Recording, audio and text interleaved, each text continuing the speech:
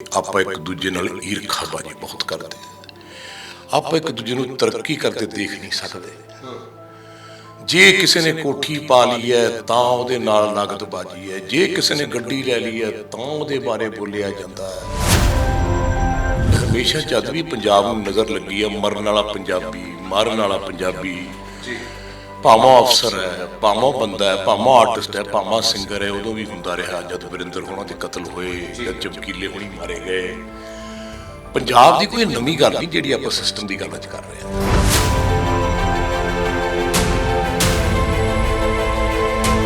ਉਸ ਮਾਂ ਕੋਲ ਬੈਠ ਕੇ ਮੈਨੂੰ ਜਵਾਬ ਨਹੀਂ ਦਿੱਤਾ ਗਿਆ। ਬਾਈ ਜੀ 5 ਦਿਨ ਪਹਿਲਾਂ ਆ ਜਾਂਦੇ ਸ਼ਾਇਦ ਸਭ ਕੁਝ ਠੀਕ ਹੋ ਜਾਂਦਾ। ਤੁਹਾਨੂੰ ਯਾਦ ਕਰਦਾ ਸੀ ਮੈਂ ਬਾਪੂ ਜੀ ਕੋਲ ਜਾਣਾ ਹੈ। ਮੈਂ ਮਾਂ ਦੀ ਸ਼ਕਲ ਵੱਲ ਪਹਿਲਾਂ ਤਾਂ ਮੈਂ ਦੇਖ ਹੀ ਨਹੀਂ ਸਕਿਆ, ਪਰ ਉੱਠ ਕੇ ਮਾੜਾ ਜਿਹਾ ਮੈਂ ਅੱਖ ਪਾਈ ਨਾ ਤੇ ਮੈਂ ਤੁਹਾਨੂੰ ਦੱਸ ਨਹੀਂ ਸਕਦਾ ਕਿ ਕਿੰਨਾ ਕੁ ਦਰਦ ਉਸ ਮਾਂ ਦੇ ਸੀਨੇ 'ਚ ਹੋਊਗਾ।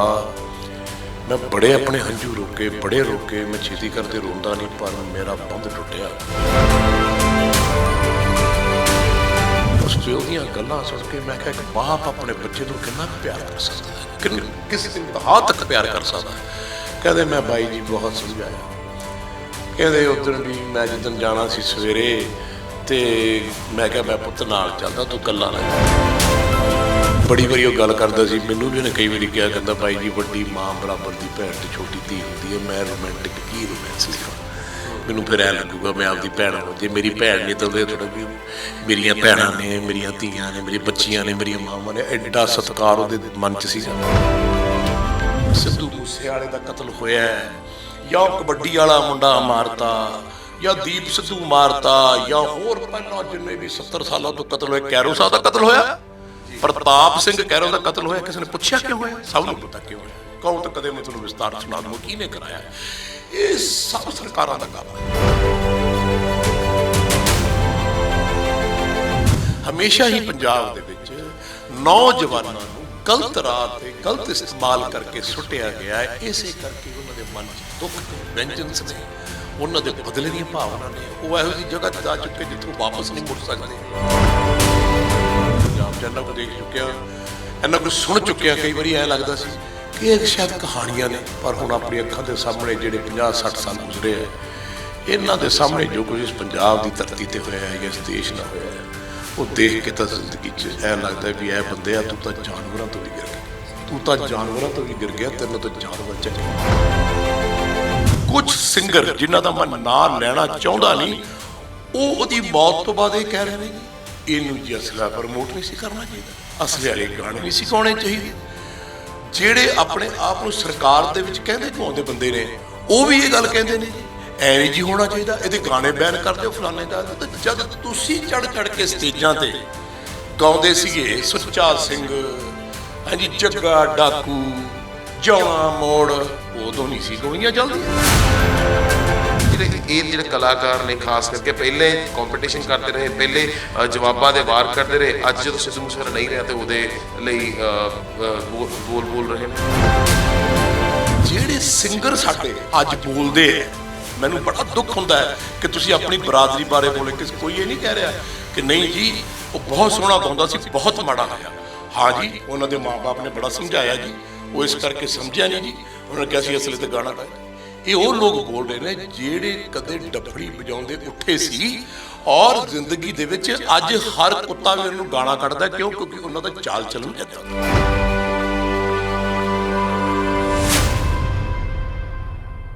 ਸਤਿ ਸ਼੍ਰੀ ਅਕਾਲ, ਤੁਸੀਂ ਦੇਖ ਰਹੇ ਹੋ ਸਕਾਈ ਨਿਊਜ਼ ਪੰਜਾਬ ਤੇ ਮੈਂ ਹਾਂ ਸਾਹਿਲ। ਬੀਤੇ ਦਿਨੀ ਅਸੀਂ ਸਾਰੇ ਜਾਣਦੇ ਹਾਂ ਕਿਸ ਤਰੀਕੇ ਦੇ ਨਾਲ ਬੇਰਹਿਮੀ ਦੇ ਨਾਲ ਸਿੱਧੂ ਮੂਸੇਵਾਲੇ ਦਾ ਕਤਲ ਕਰ ਦਿੱਤਾ ਗਿਆ, ਜਿਸ ਤੋਂ ਬਾਅਦ ਕਾਫੀ ਕਲਾਕਾਰ ਵੀ ਉੱਥੇ ਪਹੁੰਚੇ। ਜਿੱਥੇ ਫੈਨਸ ਦਾ ਵੱਡਾ ਤਾਂਤਾ ਲੱਗਿਆ ਹੀ ਲੱਗਿਆ, ਉੱਥੇ ਹੀ ਕਲਾਕਾਰ ਵੀ ਸਿੱਧੂ ਮੂਸੇਵਾਲੇ ਦੇ ਪਰਿਵਾਰ ਨੂੰ ਮਿਲਣ ਪਹੁੰਚੇ।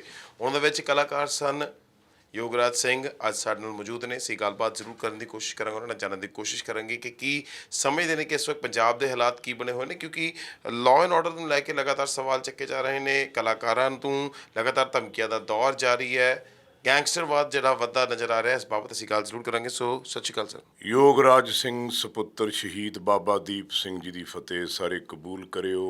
ਵਾਹਿਗੁਰੂ ਜੀ ਕਾ ਖਾਲਸਾ, ਵਾਹਿਗੁਰੂ ਜੀ ਕੀ ਫਤਿਹ। ਹਾਂ ਸਾਹਿਲ ਬੋਲ। ਯੋਗਰਾਜ ਜੀ ਕਿੱਦਾਂ ਦੇਖਦੇ ਹੋ ਜਿਹੜਾ ਤੁਸੀਂ ਬੀਤੇ ਤੁਸੀਂ ਪਰਿਵਾਰ ਨੂੰ ਵੀ ਮਿਲ ਕੇ ਆਏ ਹੋ, ਸਿੱਧੂ ਮੂਸੇਵਾਲੇ ਦੇ ਪਰਿਵਾਰ ਨਾਲ ਤੁਹਾਡੀ ਮੁਲਾਕਾਤ ਹੋਈ ਹੈ। ਪਹਿਲੇ ਤਾਂ ਇਸ ਪੂਰੇ ਕਤਲੇਆਮ ਨੂੰ ਕਿੱਦਾਂ ਦੇਖਦੇ ਹੋ, ਕਿੱਦਾਂ ਤੁਸੀਂ ਸਮਝਦੇ ਹੋ ਕਿ ਗੈਂਗਸਟਰਵਾਦ ਦੇ ਵਿੱਚ ਇਹ ਸਭ ਹੋਇਆ, ਵੱਡੀ ਗਿਣਤੀ ਦੇ ਵਿੱਚ ਐਡਵਾਂਸ ਹਥਿਆਰਾਂ ਦੀ ਗੱਲ ਵਿੱਚ ਸਾਹਮਣੇ ਆਈ। ਹਾਲਾਂਕਿ ਕੁਝ ਲੋਕ ਫੜੇ ਵੀ ਗਏ ਨੇ, ਦਿੱਲੀ ਤੋਂ ਲੋਕ ਫੜੇ ਗਏ, ਗੁਜਰਾਤ ਤੋਂ ਲੋਕ ਫੜੇ ਗਏ, ਬੰਬੇ ਤੋਂ ਲੋਕ ਫੜੇ ਗਏ, ਮਹਾਰਾਸ਼ਟਰ ਤੋਂ ਫੜੇ ਗਏ, ਕਿੱਦਾਂ ਦੇਖਦੇ ਹੋ ਇਹ ਸਭ ਚੀਜ਼ਾਂ?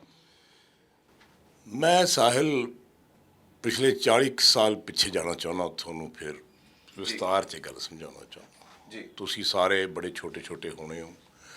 ਮੈਂ ਜਦ ਪੰਜਾਬ 'ਚ ਸ਼ੂਟਿੰਗਾਂ ਕਰਨ ਲੱਗਿਆ ਪਿਛਲੇ 20 ਕੁ ਸਾਲ 30-40 ਸਾਲ ਜਦ ਵੀ ਅੱਧ ਖੜ ਦੀ ਉਮਰ 'ਚ ਆ ਕੇ, ਅਤੇ ਮੈਂ ਪੰਜਾਬ 'ਚ ਤੁਰਿਆ ਜਾਂਦਾ ਸੀ ਅਤੇ ਸ਼ੂਟਿੰਗਾਂ ਕਰਦੇ ਸੀ ਅਤੇ ਮੈਨੂੰ ਕੋਈ ਨੌਜਵਾਨ ਨਹੀਂ ਸੀ ਦਿਖਦਾ ਜੀ।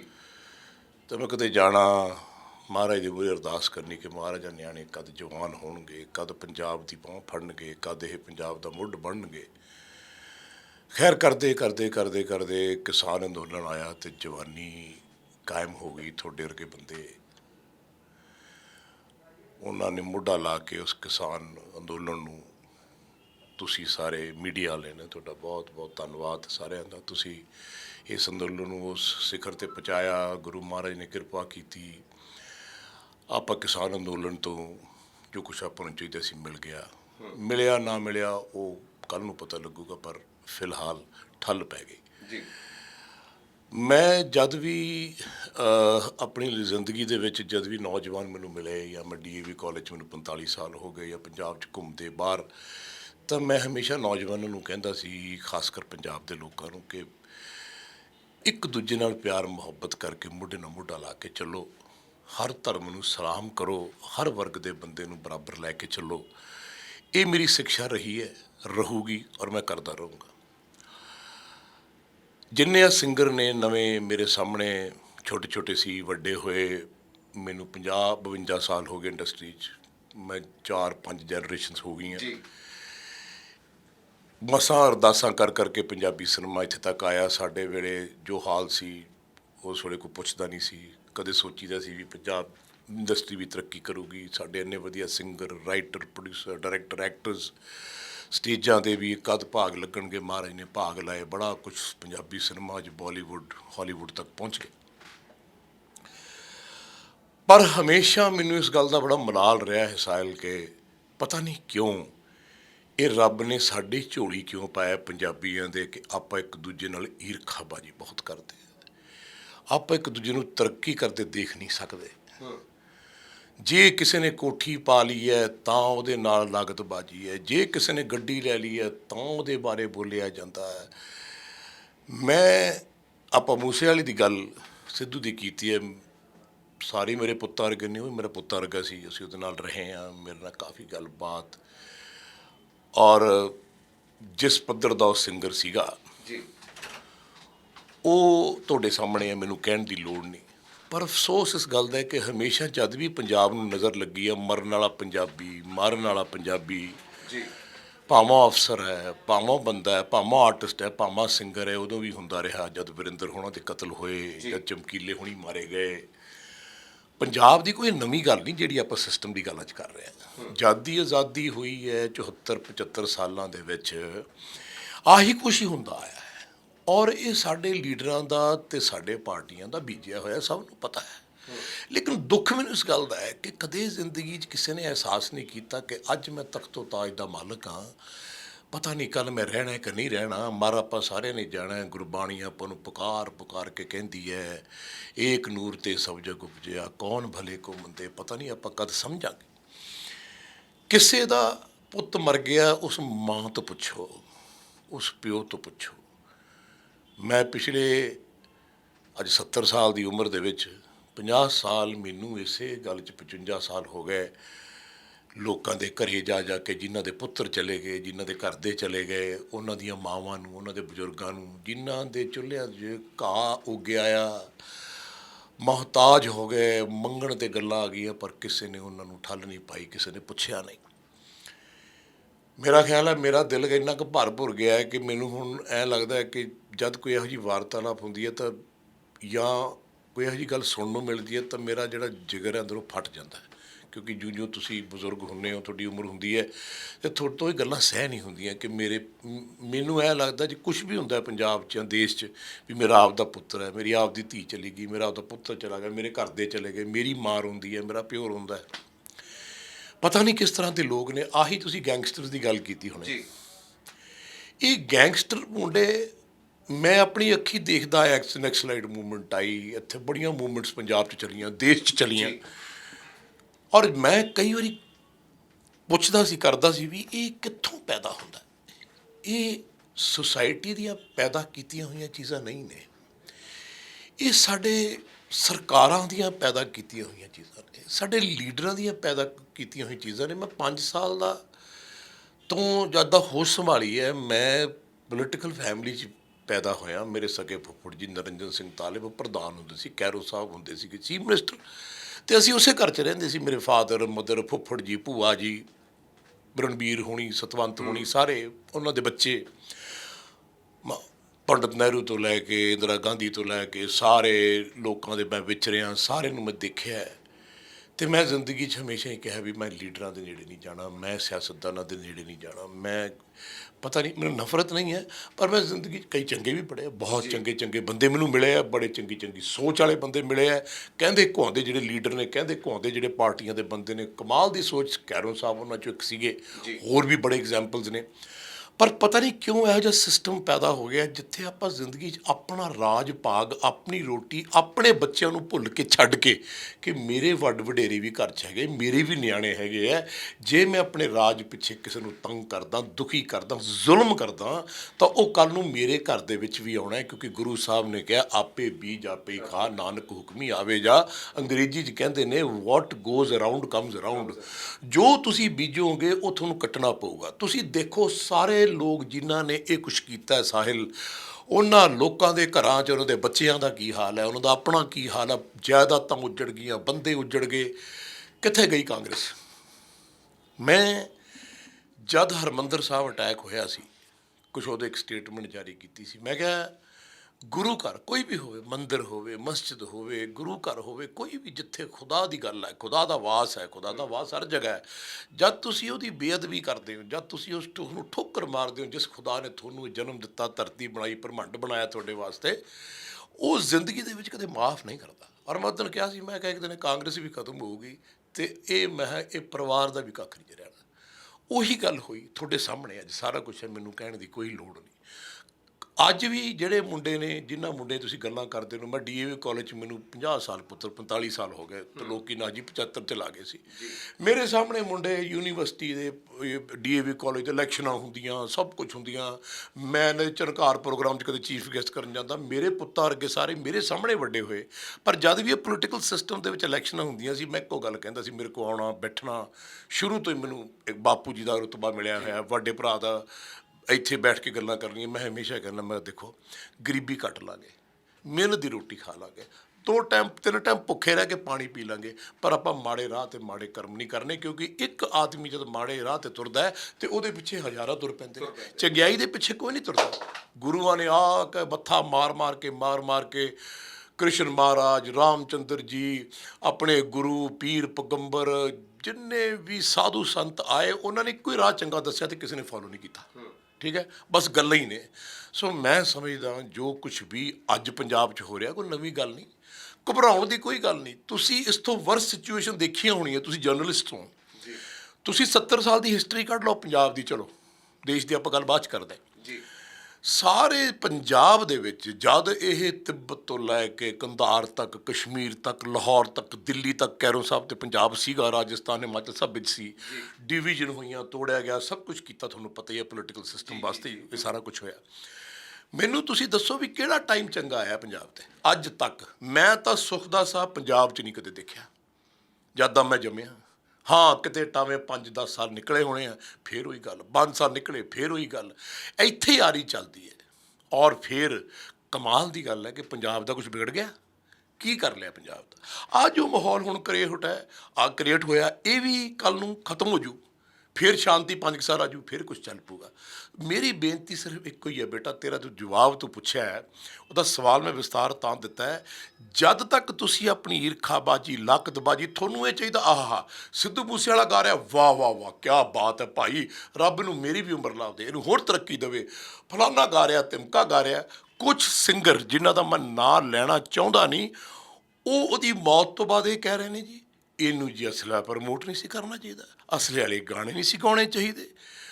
ਜਿਹੜੇ ਆਪਣੇ ਆਪ ਨੂੰ ਸਰਕਾਰ ਦੇ ਵਿੱਚ ਕਹਿੰਦੇ ਕਹਾਉਂਦੇ ਬੰਦੇ ਨੇ, ਉਹ ਵੀ ਇਹ ਗੱਲ ਕਹਿੰਦੇ ਨੇ ਜੀ ਐ ਨਹੀਂ ਜੀ ਹੋਣਾ ਚਾਹੀਦਾ, ਇਹਦੇ ਗਾਣੇ ਬੈਨ ਕਰ ਦਿਓ, ਫਲਾਣੇ ਗਾ ਦਿਓ। ਤਾਂ ਜਦ ਤੁਸੀਂ ਚੜ੍ਹ ਕੇ ਸਟੇਜਾਂ 'ਤੇ ਗਾਉਂਦੇ ਸੀਗੇ ਸੁੱਚਾ ਸਿੰਘ, ਹਾਂਜੀ ਜੱਗਾ ਡਾਕੂ, ਜਾਉਣਾ ਮੋੜ, ਉਦੋਂ ਨਹੀਂ ਸੀ ਗੋਲੀਆਂ ਚੱਲਦੀਆਂ, ਉਦੋਂ ਰੁਮਾਲਿਆਂ ਦੇ ਨਾਲ ਤੁਰਿਆ ਜਾਂਦਾ ਸੀ ਕੰਮ।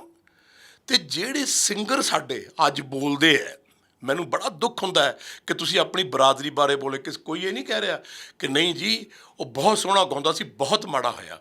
ਹਾਂ ਜੀ, ਉਹਨਾਂ ਦੇ ਮਾਂ-ਬਾਪ ਨੇ ਬੜਾ ਸਮਝਾਇਆ ਜੀ, ਉਹ ਇਸ ਕਰਕੇ ਸਮਝਿਆ ਨਹੀਂ ਜੀ, ਉਹਨਾਂ ਨੇ ਕਿਹਾ ਸੀ ਅਸਲੇ 'ਤੇ ਗਾਣਾ ਗਾਏ। ਇਹ ਉਹ ਲੋਕ ਬੋਲ ਰਹੇ ਨੇ ਜਿਹੜੇ ਕਦੇ ਡੱਫੜੀ ਵਜਾਉਂਦੇ ਉੱਠੇ ਸੀ, ਔਰ ਜ਼ਿੰਦਗੀ ਦੇ ਵਿੱਚ ਅੱਜ ਹਰ ਕੁੱਤਾ ਵੀ ਉਹਨਾਂ ਨੂੰ ਗਾਣਾ ਕੱਢਦਾ। ਕਿਉਂ? ਕਿਉਂਕਿ ਉਹਨਾਂ ਦਾ ਚਾਲ ਚੱਲਣ ਇੱਦਾਂ ਦਾ। ਤੁਸੀਂ ਆਪਣੇ ਗਿਰੇਬਾਨ 'ਚ ਨਿਗਾਹ ਮਾਰ ਲਓ, ਕਿਸੇ ਦਾ ਪੁੱਤ ਮਰ ਗਿਆ, ਤੁਹਾਨੂੰ ਸ਼ਰਮ ਨਹੀਂ ਆਉਂਦੀ? ਤੁਸੀਂ ਕਮ ਸੇ ਕਮ ਇਹ ਤਾਂ ਕਹੋ ਯਾਰ ਬਹੁਤ ਮਾੜਾ ਹੋਇਆ ਹੈ ਜੀ। ਉਹ ਤੁਹਾਡੇ ਜਿੰਨੇ ਬੋਰੀਆਂ 'ਚ ਨੋਟ ਆਉਂਦੇ ਨੇ, ਨੋਟਾਂ ਨੇ ਅਤੇ ਵੱਡੀਆਂ ਵੱਡੀਆਂ ਗੱਡੀਆਂ ਨੇ, ਜਾਂਦੇ ਸਾਈਕਲਾਂ 'ਤੇ ਸੀ, ਗੱਡਿਆਂ 'ਤੇ ਸੀ, ਅੱਜ ਰੱਬ ਨੇ ਭਾਗ ਲਾ ਤੇ। ਕਹਿੰਦੇ ਨੇ ਜਿਹੜਾ ਕੁਰਸੀ 'ਤੇ ਬਹਿ ਜੇ ਉਹ ਆਪਣੇ ਨੂੰ ਸਮਝਦਾ ਮੈਂ ਖੁਦਾ, ਅਤੇ ਜਿਹੜਾ ਕੁਛ ਬਣ ਜੇ ਜਿਹਨੇ ਕਦੇ ਕੁਝ ਦੇਖਿਆ ਨਾ ਹੋਵੇ, ਗੱਡੀਆਂ ਕੋਠੀਆਂ ਪੈਸਾ ਉਹਦੇ ਕੋਲ ਹੋਵੇ, ਉਹ ਦੂਜੇ ਨੂੰ ਐਂ ਹੀ ਸਮਝਦਾ ਵੀ ਕੀੜੇ ਮਕੌੜੇ ਆ ਜੀ। ਸੋ ਸਾਡੇ 'ਚ ਇਹ ਪ੍ਰੋਬਲਮ ਹੈ, ਸਾਡੇ ਆਰਟਿਸਟਾਂ 'ਚ। ਮੈਨੂੰ 52ਵਾਂ ਸਾਲ ਚੱਲ ਰਿਹਾ, ਕਲਾਕਾਰ ਇੱਕ ਦੂਜੇ ਨਾਲ ਖੈਰ ਖਾਂਦੇ ਨੇ। ਮੇਰੇ ਵਾਸਤੇ ਜਿਹੜੇ ਸ਼ਬਦ ਦੇ ਲੋਕ ਬੋਲਦੇ ਨੇ, ਮੇਰੇ ਕੋਲ ਰਿਕਾਰਡ ਕੀਤੇ ਪਈਆਂ ਰਿਕਾਰਡਿੰਗਸ ਕਈਆਂ ਦੀਆਂ, ਕਿਉਂਕਿ ਹੁਣ ਪ੍ਰੋਡਿਊਸਰ ਨੇ ਕਈ ਸ਼ੁਰੂ ਕੀਤਾ ਲੋਕਾਂ ਨੇ ਪਿਛਲੇ 5-6 ਸਾਲ ਤੋਂ। ਮੈਂ ਕਿਹਾ ਜਦ ਆਇਆ ਕਰ ਰਿਕਾਰਡ ਕਰ ਲਿਆ ਕਰੋ, ਅਤੇ ਲੋਕਾਂ ਨੇ ਇਹਦੀਆਂ ਰਿਕਾਰਡਿੰਗਸ ਕਰ ਰੱਖੀਆਂ ਨੇ। ਔਰ ਇਹ ਨਹੀਂ, ਸਰਕਾਰ ਦੇ ਟਾਈਮ ਵੀ ਰਿਕਾਰਡਿੰਗ ਹੋ ਚੁੱਕੀਆਂ ਨੇ। ਕੈਸੇ ਕੈਸੇ ਸ਼ਬਦ ਦੇ ਮੇਰੇ ਬਾਰੇ ਬੋਲਦੇ ਨੇ, ਮੈਂ ਹੱਸ ਪੈਂਦਾ, ਮੈਂ ਕੋਈ ਗੱਲ ਨਹੀਂ। ਜੇ ਮੈਂ ਕਿਹਾ ਤੁਸੀਂ ਮੇਰੇ ਬਾਰੇ ਬੋਲਦੇ ਹੋ, ਤੁਸੀਂ ਜਾਣੋ ਅਤੇ ਬਾਬਾ ਦੀਪ ਸਿੰਘ ਜਾਣੇ।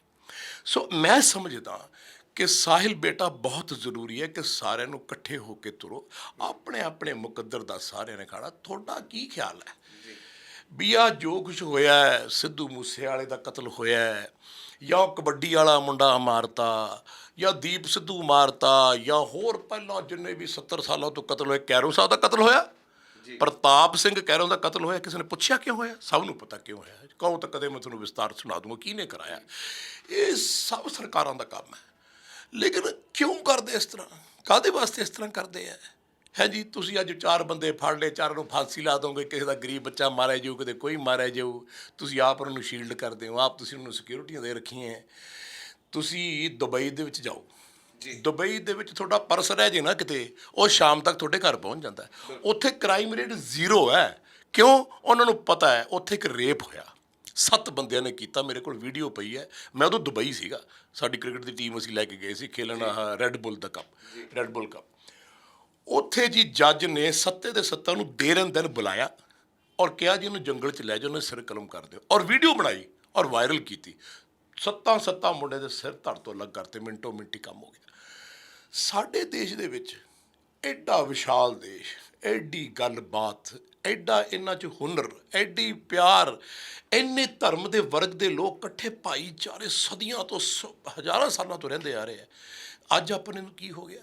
ਇਹ ਪਹਿਲਾਂ ਵੀ ਇੱਦਾਂ ਹੀ ਸੀ, ਕੱਲ੍ਹ ਵੀ ਇੱਦਾਂ ਸੀ, ਅੱਜ ਵੀ ਇੱਦਾਂ ਹੈ, ਇਹ ਰਹਿਣਾ ਹੀ ਇੱਦਾਂ। ਲੇਕਿਨ ਦੁੱਖ ਇਸ ਗੱਲ ਦਾ ਹੈ ਕਿ ਹੇ ਇਨਸਾਨ, ਤੂੰ ਕਦ ਸਮਝੇਗਾ?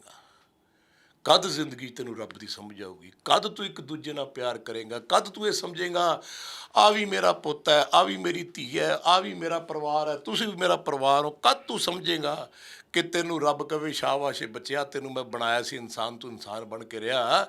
ਜੇ ਏਕ ਨੂਰ ਤੇ ਸਭ ਜਗ ਉਪਜਿਆ, ਕੌਣ ਭਲੇ ਕੋ ਮੰਦੇ, ਗੁਰੂ ਸਾਹਿਬ ਕਹਿ ਗਏ। ਤਾਂ ਮਤਲਬ ਇਹ ਵੀ ਆਪਾਂ ਸਾਰਾ ਇੱਕ ਪਰਿਵਾਰ ਹਾਂ, ਅਤੇ ਕੀ ਪਰਿਵਾਰ ਪਿਆਰ ਨਾਲ ਨਹੀਂ ਰਹਿ ਸਕਦਾ? ਸੋ ਮੈਨੂੰ ਬੜਾ ਦੁੱਖ ਹੈ। ਹੁਣ ਤੁਹਾਡੀ ਜਿਹੜੇ ਸਵਾਲ ਮੈਨੂੰ ਪੁੱਛਿਆ ਸੀ, ਮੈਂ ਉਹਦਾ ਵਿਸਤਾਰ 'ਚ ਜਵਾਬ ਤਾਂ ਦਿੱਤਾ ਹੈ। ਮੇਰੀ ਅੱਖ 'ਚੋਂ ਹੰਝੂ ਨਹੀਂ ਆਇਆ, ਬਸ ਮੈਂ ਪੁੱਤ ਰੋਇਆ ਹੀ ਨਹੀਂ ਤੇਰੇ ਸਾਹਮਣੇ। ਨਹੀਂ, ਮੇਰਾ ਦਿਲ ਜਾਣਦਾ ਹੈ ਕਿ ਮੈਂ ਜਦੋਂ ਚੀਜ਼ਾਂ ਦੇਖਦਾ, ਮੈਂ ਆਪਦੇ ਪਰਿਵਾਰ ਨੂੰ ਦੇਖਦਾ ਕਿੰਨਾ ਪਿਆਰ ਹੈ, ਸਤਿਕਾਰ ਹੈ। ਪਿਆਰ, ਥੋੜਾ ਪਰਿਵਾਰ ਬਿਖਰ ਗਿਆ ਸੀ, ਹੌਲੀ ਹੌਲੀ ਪਿਆਰ ਨਾਲ, ਸਤਿਕਾਰ ਨਾਲ ਸਾਰੇ ਇਕੱਠੇ ਹੋ ਗਏ, ਬੱਚੇ ਇਕੱਠੇ ਹੋ ਗਏ, ਪਰਿਵਾਰ ਇਕੱਠਾ ਹੋ ਗਿਆ। ਕੱਲ੍ਹ ਨੂੰ ਜਿਹੜੇ ਰੁੱਸੇ ਨੇ ਉਹ ਵੀ ਆ ਜਾਣਗੇ। ਐਦਾਂ ਕਰਨਾ ਚਾਹੀਦਾ ਹੈ। ਆਪਾਂ ਨੂੰ ਖੁਸ਼ੀ ਮਨਾਉਣੀ ਚਾਹੀਦੀ ਹੈ। ਸਾਡੀ ਫਿਲਮ ਇੰਡਸਟਰੀ ਕਾਹਦੀ ਤਰੱਕੀ ਕੀਤੀ ਹੈ ਕਿ ਅਸੀਂ ਤਾਂ ਆਪਸ 'ਚ ਈਰਖਾਬਾਜ਼ੀ ਕਰਨ ਲੱਗ ਗਏ, ਇੱਕ ਦੂਜੇ ਨੂੰ ਗਾਲਾਂ ਕੱਢਣ ਲੱਗ ਗਏ। ਆਹ ਹੁਣ ਸਿੱਧੂ ਮੂਸੇਵਾਲੇ ਦਾ ਕਤਲ ਹੋਇਆ, ਉਹ ਕਤਲ ਕਰਨ ਵਾਲੇ ਵੀ ਭਰਾ, ਉਹ ਤੁਹਾਡਾ ਭਰਾ ਓਏ, ਉਹ ਤੁਹਾਡਾ ਸੱਜਣ, ਤੁਹਾਡਾ ਮੀਤ, ਉਹ ਗਾ ਰਿਹਾ, ਉਹਦੀ ਬੱਲੇ ਬੱਲੇ ਹੈ, ਉਹਦੀ ਸੁੱਖ ਮਨਾਓ, ਸਗੋਂ ਉਹਦੀ ਰਕਸ਼ਾ ਕਰੋ ਕਿ ਲੈ ਭਾਈ ਤੈਨੂੰ ਕੋਈ ਦੁੱਖ ਤਕਲੀਫ ਨਾ ਹੋਵੇ। ਤੇ ਮੈਂ ਸਮਝਦਾ ਬਜਾਏ ਤੁਸੀਂ ਉਹਨਾਂ ਦੀ ਰਕਸ਼ਾ ਕਰਨੀ ਆਪਣੇ ਭਰਾਵਾਂ ਦੀ, ਤੁਹਾਡੇ ਸਟਾਰ, ਕਿੱਡਾ ਵੱਡੇ ਸਟਾਰ, ਇੱਕ ਨਹੀਂ ਹਜ਼ਾਰਾਂ, ਉਹਨਾਂ ਦੀ ਤੁਸੀਂ ਰਕਸ਼ਾ ਕਰੋ। ਇਹ ਜਿਹੜੀਆਂ ਗੱਲਾਂ ਨੇ ਇਹ ਮੁੜ ਕੇ, ਜਿੱਥੇ ਕਿੱਗਰ ਇੱਕ ਜੱਟ ਨਾਲ ਹਲ ਵਾਹ ਰਿਹਾ ਸੀ ਜੀ, ਤੇ ਉਹਨੇ ਕਿੱਕਰ ਲਾਤੀ ਉੱਥੇ ਆਪਣੀ ਵੱਟ ਤੇ। ਉਹ ਕਿਸੇ ਨੇ ਪੁੱਛਿਆ, ਕਹਿੰਦਾ ਤੂੰ ਕਿੱਕਰ ਕਿਉਂ ਲਾਈ ਹੈ? ਕਹਿੰਦਾ ਸਾਲੀ ਵੱਡੀ ਹੋਊਗੀ ਨਾ ਤਾਂ ਲੋਕਾਂ ਦੀ ਚੁਭੂਗੀ। ਤੇ ਉਹ ਉੱਥੇ ਇੱਕ ਸਿਆਣਾ ਬੰਦਾ ਬੈਠਾ ਸੀ, ਕਹਿੰਦਾ ਪੁੱਤਰਾ ਇਹ ਜਿਹੜੀ ਤੂੰ ਕਿੱਕਰ ਬੀਜੀ ਹੈ ਨਾ, ਜਿੱਦਣ ਵੱਡੀ ਹੋ ਕੇ ਸੂਣਾ ਬਣੀਆਂ, ਇਹ ਤੇਰੇ ਚੁਭਣੀਆਂ ਨੇ, ਹੋਰ ਨਹੀਂ ਕਿਸੇ ਦੀ ਚੁਭਣੀਆਂ। ਸੋ ਮੈਂ ਕਹਿੰਦਾ ਠੱਲ ਅੱਜ ਪੈ ਜੇ, ਕੱਲ੍ਹ ਪੈ ਜੇ, ਫਿਰ ਮੈਂ ਕਹਿੰਦਾ ਨਾ ਚੱਲ ਖੁਦਾ ਜੋ ਤੇਰੀ ਮਰਜ਼ੀ ਆ, ਜੋ ਤੁਧ ਭਾਵੇ ਸੋਈ ਭਲੀ ਕਾਰ, ਸ਼ਾਇਦ ਸਭ ਕੁਝ ਤੇਰੇ ਹੁਕਮ ਨਾਲ ਹੀ ਹੋ ਰਿਹਾ। ਇੱਕ ਰੀਸੈਂਟਲੀ ਇੱਕ ਇੰਟਰਵਿਊ ਹੋਇਆ, ਕਿਸੇ ਇੱਕ ਮੀਡੀਆ ਹਾਊਸ ਦੇ ਉੱਤੇ ਇੰਟਰਵਿਊ ਹੋਇਆ, ਇੱਕ ਸੀਨੀਅਰ ਪੱਤਰਕਾਰ ਸੀ, ਉਹਨਾਂ ਨੇ ਗੋਲਡੀ ਬਰਾੜ ਨਾਲ ਗੱਲਬਾਤ ਕੀਤੀ, ਜੋ ਕਿ ਮਾਸਟਰਮਾਈਂਡ ਮੰਨਿਆ ਜਾ ਰਿਹਾ, ਜਿਸਨੇ ਕਿ ਜ਼ਿੰਮੇਵਾਰੀ ਲਈ ਸੀ ਸਿੱਧੂ ਮੂਸੇਵਾਲੇ ਦੇ ਕਤਲ ਨੂੰ ਲੈ ਕੇ। ਗੋਲਡੀ ਬਰਾੜ ਦਾ ਇਹ ਕਹਿਣਾ ਹੈ ਕਿ ਸਿੱਧੂ ਮੂਸੇਵਾਲੇ ਦੀ ਕੁਝ ਗਲਤੀਆਂ ਹੋ ਗਈਆਂ ਸੀਗੀਆਂ। ਹਾਲਾਂਕਿ ਇੱਕ ਗੱਲ ਗੋਲਡੀ ਬਰਾੜ ਨੇ ਇਹ ਵੀ ਜ਼ਰੂਰ ਆਖੀ ਹੈ ਕਿ ਕਹਿੰਦੇ ਕਿ ਸੰਤਾਂ ਦੀਆਂ ਫੋਟੋਆਂ ਆਪਣੇ ਬਾਹਾਂ 'ਤੇ ਬਣਾਈ ਫਿਰਦਾ ਸੀ, ਪਰ ਸੋਨੀਆ ਗਾਂਧੀ ਦੇ ਪੈਰੀ ਹੱਥ ਕਿਉਂ ਲਾਏ। ਉਸ ਤੋਂ ਬਾਅਦ ਉਹਨਾਂ ਦਾ ਪੂਰਾ ਗੈਂਗ ਜਿਹੜਾ ਹੈ ਉਸ 'ਤੇ ਐਂਟੀ ਹੋ ਗਿਆ ਸੀਗਾ। ਹੋਰ ਕਈ ਗੱਲਾਂ ਦੇ ਰਾਜ਼ ਉਹਨੇ ਖੋਲ੍ਹੇ। ਕਈ ਗੱਲਾਂ ਇਹ ਵੀ ਜ਼ਰੂਰ ਕਹੀਆਂ ਕਿ ਸਿੱਧੂ ਮੂਸੇਵਾਲੇ ਦੇ ਕਹਿਣ 'ਤੇ ਤੁਸੀਂ ਸ਼ਾਇਦ ਕਰਨ ਔਜਲਾ ਦੇ ਨਾਮ ਦਾ ਵੀ ਵਾਕਿਫ ਹੋਵੋਗੇ, ਉਸ ਦੇ ਨਾਲ ਵੀ ਕੁਝ ਗੱਲਾਂ ਕਹੀਆਂ। ਇੱਕ ਵਿੱਕੀ ਮਿੱਟੂ ਖੇੜਾ ਦੇ ਕਤਲ ਦੀ ਗੱਲ ਸਾਹਮਣੇ ਆਈ, ਉਸ ਦੇ ਵਿੱਚ ਇਹ ਗੱਲ ਆਖੀ ਕਿ ਵਿੱਕੀ ਮਿੱਟੂ ਖੇੜਾ ਦੇ ਕਤਲ ਦੇ ਵਿੱਚ ਸਿੱਧੂ ਮੂਸੇਵਾਲੇ ਦੇ ਮੈਨੇਜਰ ਦਾ ਨਾਮ ਵਿੱਚ ਇੱਕ ਸਾਹਮਣੇ ਆਇਆ ਸੀਗਾ। ਉਹਦੇ 'ਚ ਇਹ ਇਲਜ਼ਾਮ ਲਗਾਏ ਕਿ ਵਿੱਕੀ ਮਿੱਟੂ, ਜਿਹੜਾ ਮੈਨੇਜਰ ਸ਼ਗੁਨਪ੍ਰੀਤ ਸੀਗਾ, ਉਹਨੇ ਉਸ ਸ਼ੂਟਰ ਨੂੰ ਪਨਾਹ ਦਿੱਤੀ ਜਿਸਨੇ ਵਿੱਕੀ ਮਿੱਟੂ ਖੇੜਾ ਦਾ ਕਤਲ ਕੀਤਾ। ਸੋ ਇਹ ਕੁਝ ਕਾਰਨ ਜਿਹੜੇ ਦੱਸੇ, ਉਹਨੇ ਕਿਹਾ ਕਿ ਪੈਸਾ ਕਾਰਨ ਨਹੀਂ ਸੀ, ਪਰ ਇਹ ਕੁਝ ਕਾਰਨ ਸੀ ਜਿਸ ਕਰਕੇ ਸਿੱਧੂ ਮੂਸੇਵਾਲੇ ਦਾ ਕਤਲ ਕੀਤਾ ਗਿਆ। ਹਾਲਾਂਕਿ ਉਹ ਇਸ ਵਕਤ ਕੈਨੇਡਾ ਬੈਠਾ। ਮੈਂ ਸਾਰੇ ਤੁਹਾਡੇ ਸਵਾਲ ਦਾ ਇੱਕ ਜਵਾਬ ਦੇਣ ਲੱਗੇ, ਧਿਆਨ ਨਾਲ ਸੁਣਿਓ ਜੀ।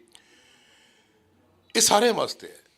ਜੇ ਮੈਂ ਕੋਈ ਗਲਤੀ ਕਰ ਰਿਹਾ ਔਰ ਮੈਨੂੰ ਮੇਰੇ ਸੱਜਣ, ਮੇਰੇ ਪਰਿਵਾਰ, ਮੇਰੇ ਦੋਸਤ, ਮੇਰੇ ਭਰਾ, ਮੇਰੇ ਬਜ਼ੁਰਗ, ਮੇਰੀ ਮਾਤਾਵਾਂ ਕਹਿੰਦੇ ਨੇ ਭਾਈ ਤੂੰ ਆਹ ਗਲਤ ਕਰ ਰਿਹਾ, ਤੇ ਮੈਂ ਹਮੇਸ਼ਾ ਕਹੂੰਗਾ ਜੀ ਮੇਰੇ ਤੋਂ ਗਲਤੀ ਹੋ ਗਈ, ਅੱਗੇ ਤੋਂ ਮੈਂ ਨਹੀਂ ਕਰਦਾ।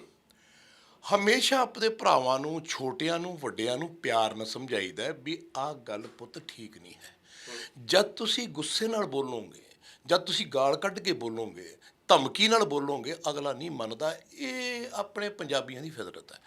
ਮੈਂ ਜੇ ਕਿਸੇ ਨੂੰ ਗੱਲ ਕਹਿਣੀ ਹੁੰਦੀ ਹੈ ਨਾ, ਮੈਂ ਉਹਨੂੰ ਕਹਿੰਦਾ ਬੇਟਾ ਮੇਰੀ ਇੱਕ ਹੱਥ ਜੋੜ ਕੇ ਗੁਜ਼ਾਰਿਸ਼ ਹੈ। ਦੇਖੋ ਮੈਨੂੰ ਆਪਣੇ ਘਰ 'ਚ ਵੀ ਕਹਿਣਾ ਪੈਂਦਾ, ਆਪਣੇ ਪੁੱਤਰਾਂ ਨੂੰ, ਆਪਣੀਆਂ ਧੀਆਂ ਨੂੰ, ਆਪਣੀ ਵਾਈਫ ਨੂੰ, ਸਾਰਿਆਂ ਨੂੰ, ਤੁਹਾਨੂੰ ਵੀ। ਇੱਕ ਮੇਰੀ ਬੋਲੀ 'ਚ ਮਿਠਾਸ ਹੈ ਕਿ ਬੱਚਿਓ ਯਾਰ ਆਹ ਕੰਮ ਠੀਕ ਨਹੀਂ ਹੈ, ਇੱਦਾਂ ਨਾ ਕਰੋ। ਮੈਂ ਕਹਿੰਦਾ ਦੁਨੀਆ ਦਾ ਕੋਈ ਇਹੋ ਜਿਹਾ ਬੰਦਾ ਹੀ ਹੈ ਨਹੀਂ, ਤੁਹਾਡੀ ਬੋਲੀ 'ਚੋਂ ਪਿਆਰ, ਸਿਦਕ, ਜਿਨ ਪ੍ਰੇਮ ਕੀਓ ਤਿਨ ਹੀ ਪ੍ਰਭ ਪਾਇਆ। ਤੁਸੀਂ ਪ੍ਰੇਮ ਨਾਲ ਗੱਲ ਕਰੋ, ਉਹ ਜਾਨਵਰ ਤੁਹਾਡੀ ਗੱਲ ਮੰਨਣ ਲੱਗ ਜਾਂਦੇ ਨੇ, ਫਿਰ ਇਹ ਵੀ ਤਾਂ ਇਨਸਾਨ ਨੇ।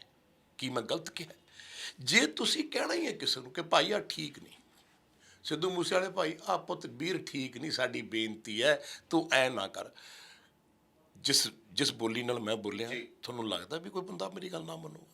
ਮੈਂ ਤਾਂ ਜਿਹਨਾਂ ਨੂੰ ਗੱਲ ਕਹੀ ਅੱਜ ਤੱਕ ਹਰੇਕ ਨੇ ਆਪਣਾ ਰਾਹ ਛੱਡ ਕੇ, ਮੇਰਾ ਖਿਆਲ ਹੈ ਮੇਰੇ ਪੱਲੇ ਗੁਰੂ ਮਹਾਰਾਜ ਨੇ, ਸ਼ੁਕਰ ਹੈ ਦਾਤਾ ਨੇ ਮੈਨੂੰ ਇਹੋ ਜਿਹੀ ਸੇਵਾ ਦਿੱਤੀ ਹੈ।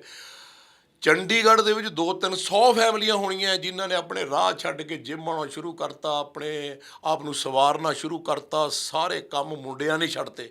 ਪੰਜਾਬ ਦੇ ਵਿੱਚ ਹਜ਼ਾਰਾਂ ਮੁੰਡੇ ਜਿਨ੍ਹਾਂ ਨੇ ਪਾਸਪੋਰਟ ਪਾੜ ਕੇ ਮੇਰੇ ਪੈਰਾਂ ਸਿੱਟਦੇ ਕਿ ਬਾਈ ਜੀ ਤੁਹਾਡੇ ਕਹਿਣ 'ਤੇ ਚੱਲਾਂਗੇ। ਅੱਜ ਵੀ ਲੱਖਾਂ ਮੁੰਡੇ ਨੇ ਪੰਜਾਬ ਦੇ ਵਿੱਚ, ਬਾਹਰ ਅਬਰੋਡ, ਜਿਹੜੇ ਮੈਨੂੰ ਫੋਲੋ ਕਰਦੇ ਨੇ ਕਿ ਜਿਹੋ ਜਿਹੇ ਬਾਈ ਜੀ ਨੇ ਆਪਾਂ ਉੱਦਾਂ ਦਾ ਬਾਪੂ ਜੀ ਦੀ ਜ਼ਿੰਦਗੀ 'ਤੇ ਜੀਣਾ ਹੈ। ਕਿਉਂ? ਕਿਉਂਕਿ ਮੈਂ ਹਮੇਸ਼ਾ ਬੇਨਤੀ ਕਰਦਾ, ਹੱਥ ਜੋੜ ਕੇ ਕਹਿੰਦਾ, ਮੈਂ ਨਾ ਕਿਹਾ ਤੁਹਾਡੇ ਪੈਰਾਂ 'ਚ ਮੇਰਾ ਸਿਰ ਐ ਨਾ ਕਰੋ। ਦੇਖੋ ਹਰ ਗੱਲ ਕਹਿਣ ਦਾ ਤਰੀਕਾ ਹੁੰਦਾ ਹੈ ਜੀ। ਤੁਸੀਂ ਮੇਰੇ ਖਿਲਾਫ ਕੁਝ ਲਿਖਿਆ, ਮੀਡੀਆ ਨੇ ਮੇਰੇ ਖਿਲਾਫ ਕੁਝ ਚਲਾਇਆ, ਮੈਂ ਜਾ ਕੇ ਮੀਡੀਆ 'ਤੇ ਗੱਲ ਕਿਉਂ ਪਾਵਾਂ? ਮੈਂ ਕਹਿ ਸਕਦਾ ਬਾਈ ਯਾਰ ਜੇ ਤਾਂ ਮੇਰੀ ਗਲਤੀ ਹੈ ਫਿਰ ਤਾਂ ਠੀਕ ਹੈ, ਅਤੇ ਜੇ ਗਲਤੀ ਨਹੀਂ ਹੈ ਤਾਂ ਫਿਰ ਐ ਨਹੀਂ ਸੀ ਕਰਨਾ ਚਾਹੀਦਾ, ਪਰ ਜੇ ਮੈਂ ਗਲਤੀ ਕੀਤੀ ਹੈ ਮੈਨੂੰ ਸੁਧਾਰੂੰਗਾ, ਮੈਂ ਮਾਫੀ ਮੰਗ ਲੈਣਾ। ਜਦ ਮਾਫੀ ਮੰਗ ਲਓ ਨਾ, ਉਹ ਬਹੁਤ ਵੱਡਾ ਬਣ ਜਾਂਦਾ ਹੈ ਤੇ ਮਾਫ ਕਰਨ ਵਾਲਾ ਬਹੁਤ ਵੱਡਾ ਹੋ ਜਾਂਦਾ ਹੈ। ਕਿੱਡੀ ਕੁ ਵੱਡੀ ਗੱਲ ਸੀ ਆ ਜਿਹੜੀਆਂ ਗੱਲਾਂ ਤੁਸੀਂ ਮੈਨੂੰ ਹੁਣ ਸੁਣਾਈਆਂ ਨੇ ਇਹਨਾਂ ਦੀਆਂ। ਜੇ ਇਹੀ ਗੱਲ ਪਿਆਰ ਨਾਲ ਸਿਦਕ ਨਾਲ ਸਿੱਧੂ ਸੀ ਉਹਨੂੰ ਸਮਝਾਉਣਾ ਸੀ ਕਿ ਭਾਈ ਜ਼ੁਬਾਨ ਤੇ ਥੋੜਾ ਜਿਹਾ ਲਗਾਮ ਦੇ, ਵਕਤ ਵਿਚਾਰੇ ਸੋ ਬੰਦਾ ਹੋਏ, ਇਹ ਗੱਲਾਂ ਇਸ ਵਕਤ ਕਰਨ ਵਾਲੀਆਂ ਹੈ ਨਹੀਂ। ਕਬੱਡੀ ਵਾਲਾ ਮੁੰਡਾ ਸੀ, ਕੋਈ ਸੀ, ਜੇ ਕਿਸੇ ਦੇ ਖਿਲਾਫ ਕੋਈ ਗੱਲ ਸੀ ਜਾਂ ਅੱਗੇ ਤੋਂ ਹੋਵੇ ਵੀ ਉਹਨੂੰ ਪਿਆਰ ਨਾਲ ਗੱਲ ਲਾ ਲਓ, ਉਹ ਤੁਹਾਡੀ ਗੱਲ ਕੀ ਤੁਹਾਡੇ ਪੈਰੀ ਪੈ ਜਾਊਗਾ। ਮੈਂ ਦੇਖਿਆ ਵੱਡੇ ਵੱਡੇ ਮੇਰੀ ਜ਼ਿੰਦਗੀ 'ਚ ਬੰਦੇ ਆਏ ਜਿਹੜੇ ਕਹਿੰਦੇ ਕੁਆਉਂਦੇ ਬਦਮਾਸ਼ ਸੀ, ਗੁੰਡੇ ਸੀ, ਆਪਣੇ ਆਪਣੇ ਇਹੋ ਜਿਹੀਆਂ ਹਰਕਤਾਂ ਕਰਦੇ ਸੀ, ਅੱਜ ਪਾਠ ਪੂਜਾ ਕਰਦੇ ਹੈ ਔਰ ਬਾਣੀ ਪੜ੍ਹਦੇ ਹੈ, ਗੀਤਾ ਪੜ੍ਹਦੇ ਹੈ, ਰਮਾਇਣ ਪੜ੍ਹਦੇ ਹੈ, ਉਹ ਕੁਰਾਨ ਸ਼ਰੀਫ ਪੜ੍ਹਦੇ, ਆਪਣੇ ਧਰਮਾਂ ਨਾਲ ਸਾਰੇ ਕੰਮ ਕਰਦੇ, ਇੱਕ ਨਹੀਂ ਹਜ਼ਾਰਾਂ। ਮੈਨੂੰ ਖੁਸ਼ੀ ਹੈ ਇਸ ਗੱਲ ਦੀ, ਕਿਉਂਕਿ ਮੈਂ ਕਦੇ ਵੀ ਜੇ ਕਿਸੇ ਨੂੰ ਸਮਝਾਉਣਾ ਹੈ ਤੇ ਮੇਰੇ ਤੋਂ ਛੋਟਾ ਮੇਰਾ ਪੁੱਤ ਹੈ ਜਾਂ ਮੇਰਾ ਬਜ਼ੁਰਗ ਹੈ, ਮੈਨੂੰ ਹੱਥ ਜੋੜ ਕੇ ਕਹੂੰਗਾ ਵੀ ਬਾਈ ਜੀ ਆਹ ਗੱਲ ਠੀਕ ਨਹੀਂ, ਆਹ ਪੁੱਤ ਗੱਲ ਠੀਕ ਨਹੀਂ। ਇਹੋ ਜਿਹੀ ਮਿੱਠੀ ਜ਼ੁਬਾਨ ਲਿਆਉਂਗੇ ਤੇ ਸਾਰਾ ਕੁਝ ਠੀਕ ਹੋ ਜਾਊਗਾ। ਤੁਸੀਂ ਸਿੱਧੂ ਦੇ ਪਰਿਵਾਰ ਨਾਲ ਮਿਲੇ ਹੋ, ਸ਼ੁਭਦੀਪ ਦੇ ਪਰਿਵਾਰ ਨਾਲ ਤੁਹਾਡੀ ਮੁਲਾਕਾਤ ਹੋਈ, ਕੁਝ ਸ਼ਬਦਾਂ ਦਾ ਵੀ ਵਿਚਾਰਨ ਹੋਇਆ ਸੀ ਦੋਨਾਂ ਦੇ ਵਿੱਚ, ਕੀ ਕੁਝ ਗੱਲ ਹੋਈ ਸੀ? ਕਿਉਂਕਿ ਤੁਹਾਡੀ ਕਾਫੀ ਕਰੀਬੀ ਰਹੀ ਹੈ ਸਿੱਧੂ ਮੂਸੇਵਾਲੇ ਦੇ ਫਾਦਰ ਸਾਹਿਬ ਨਾਲ।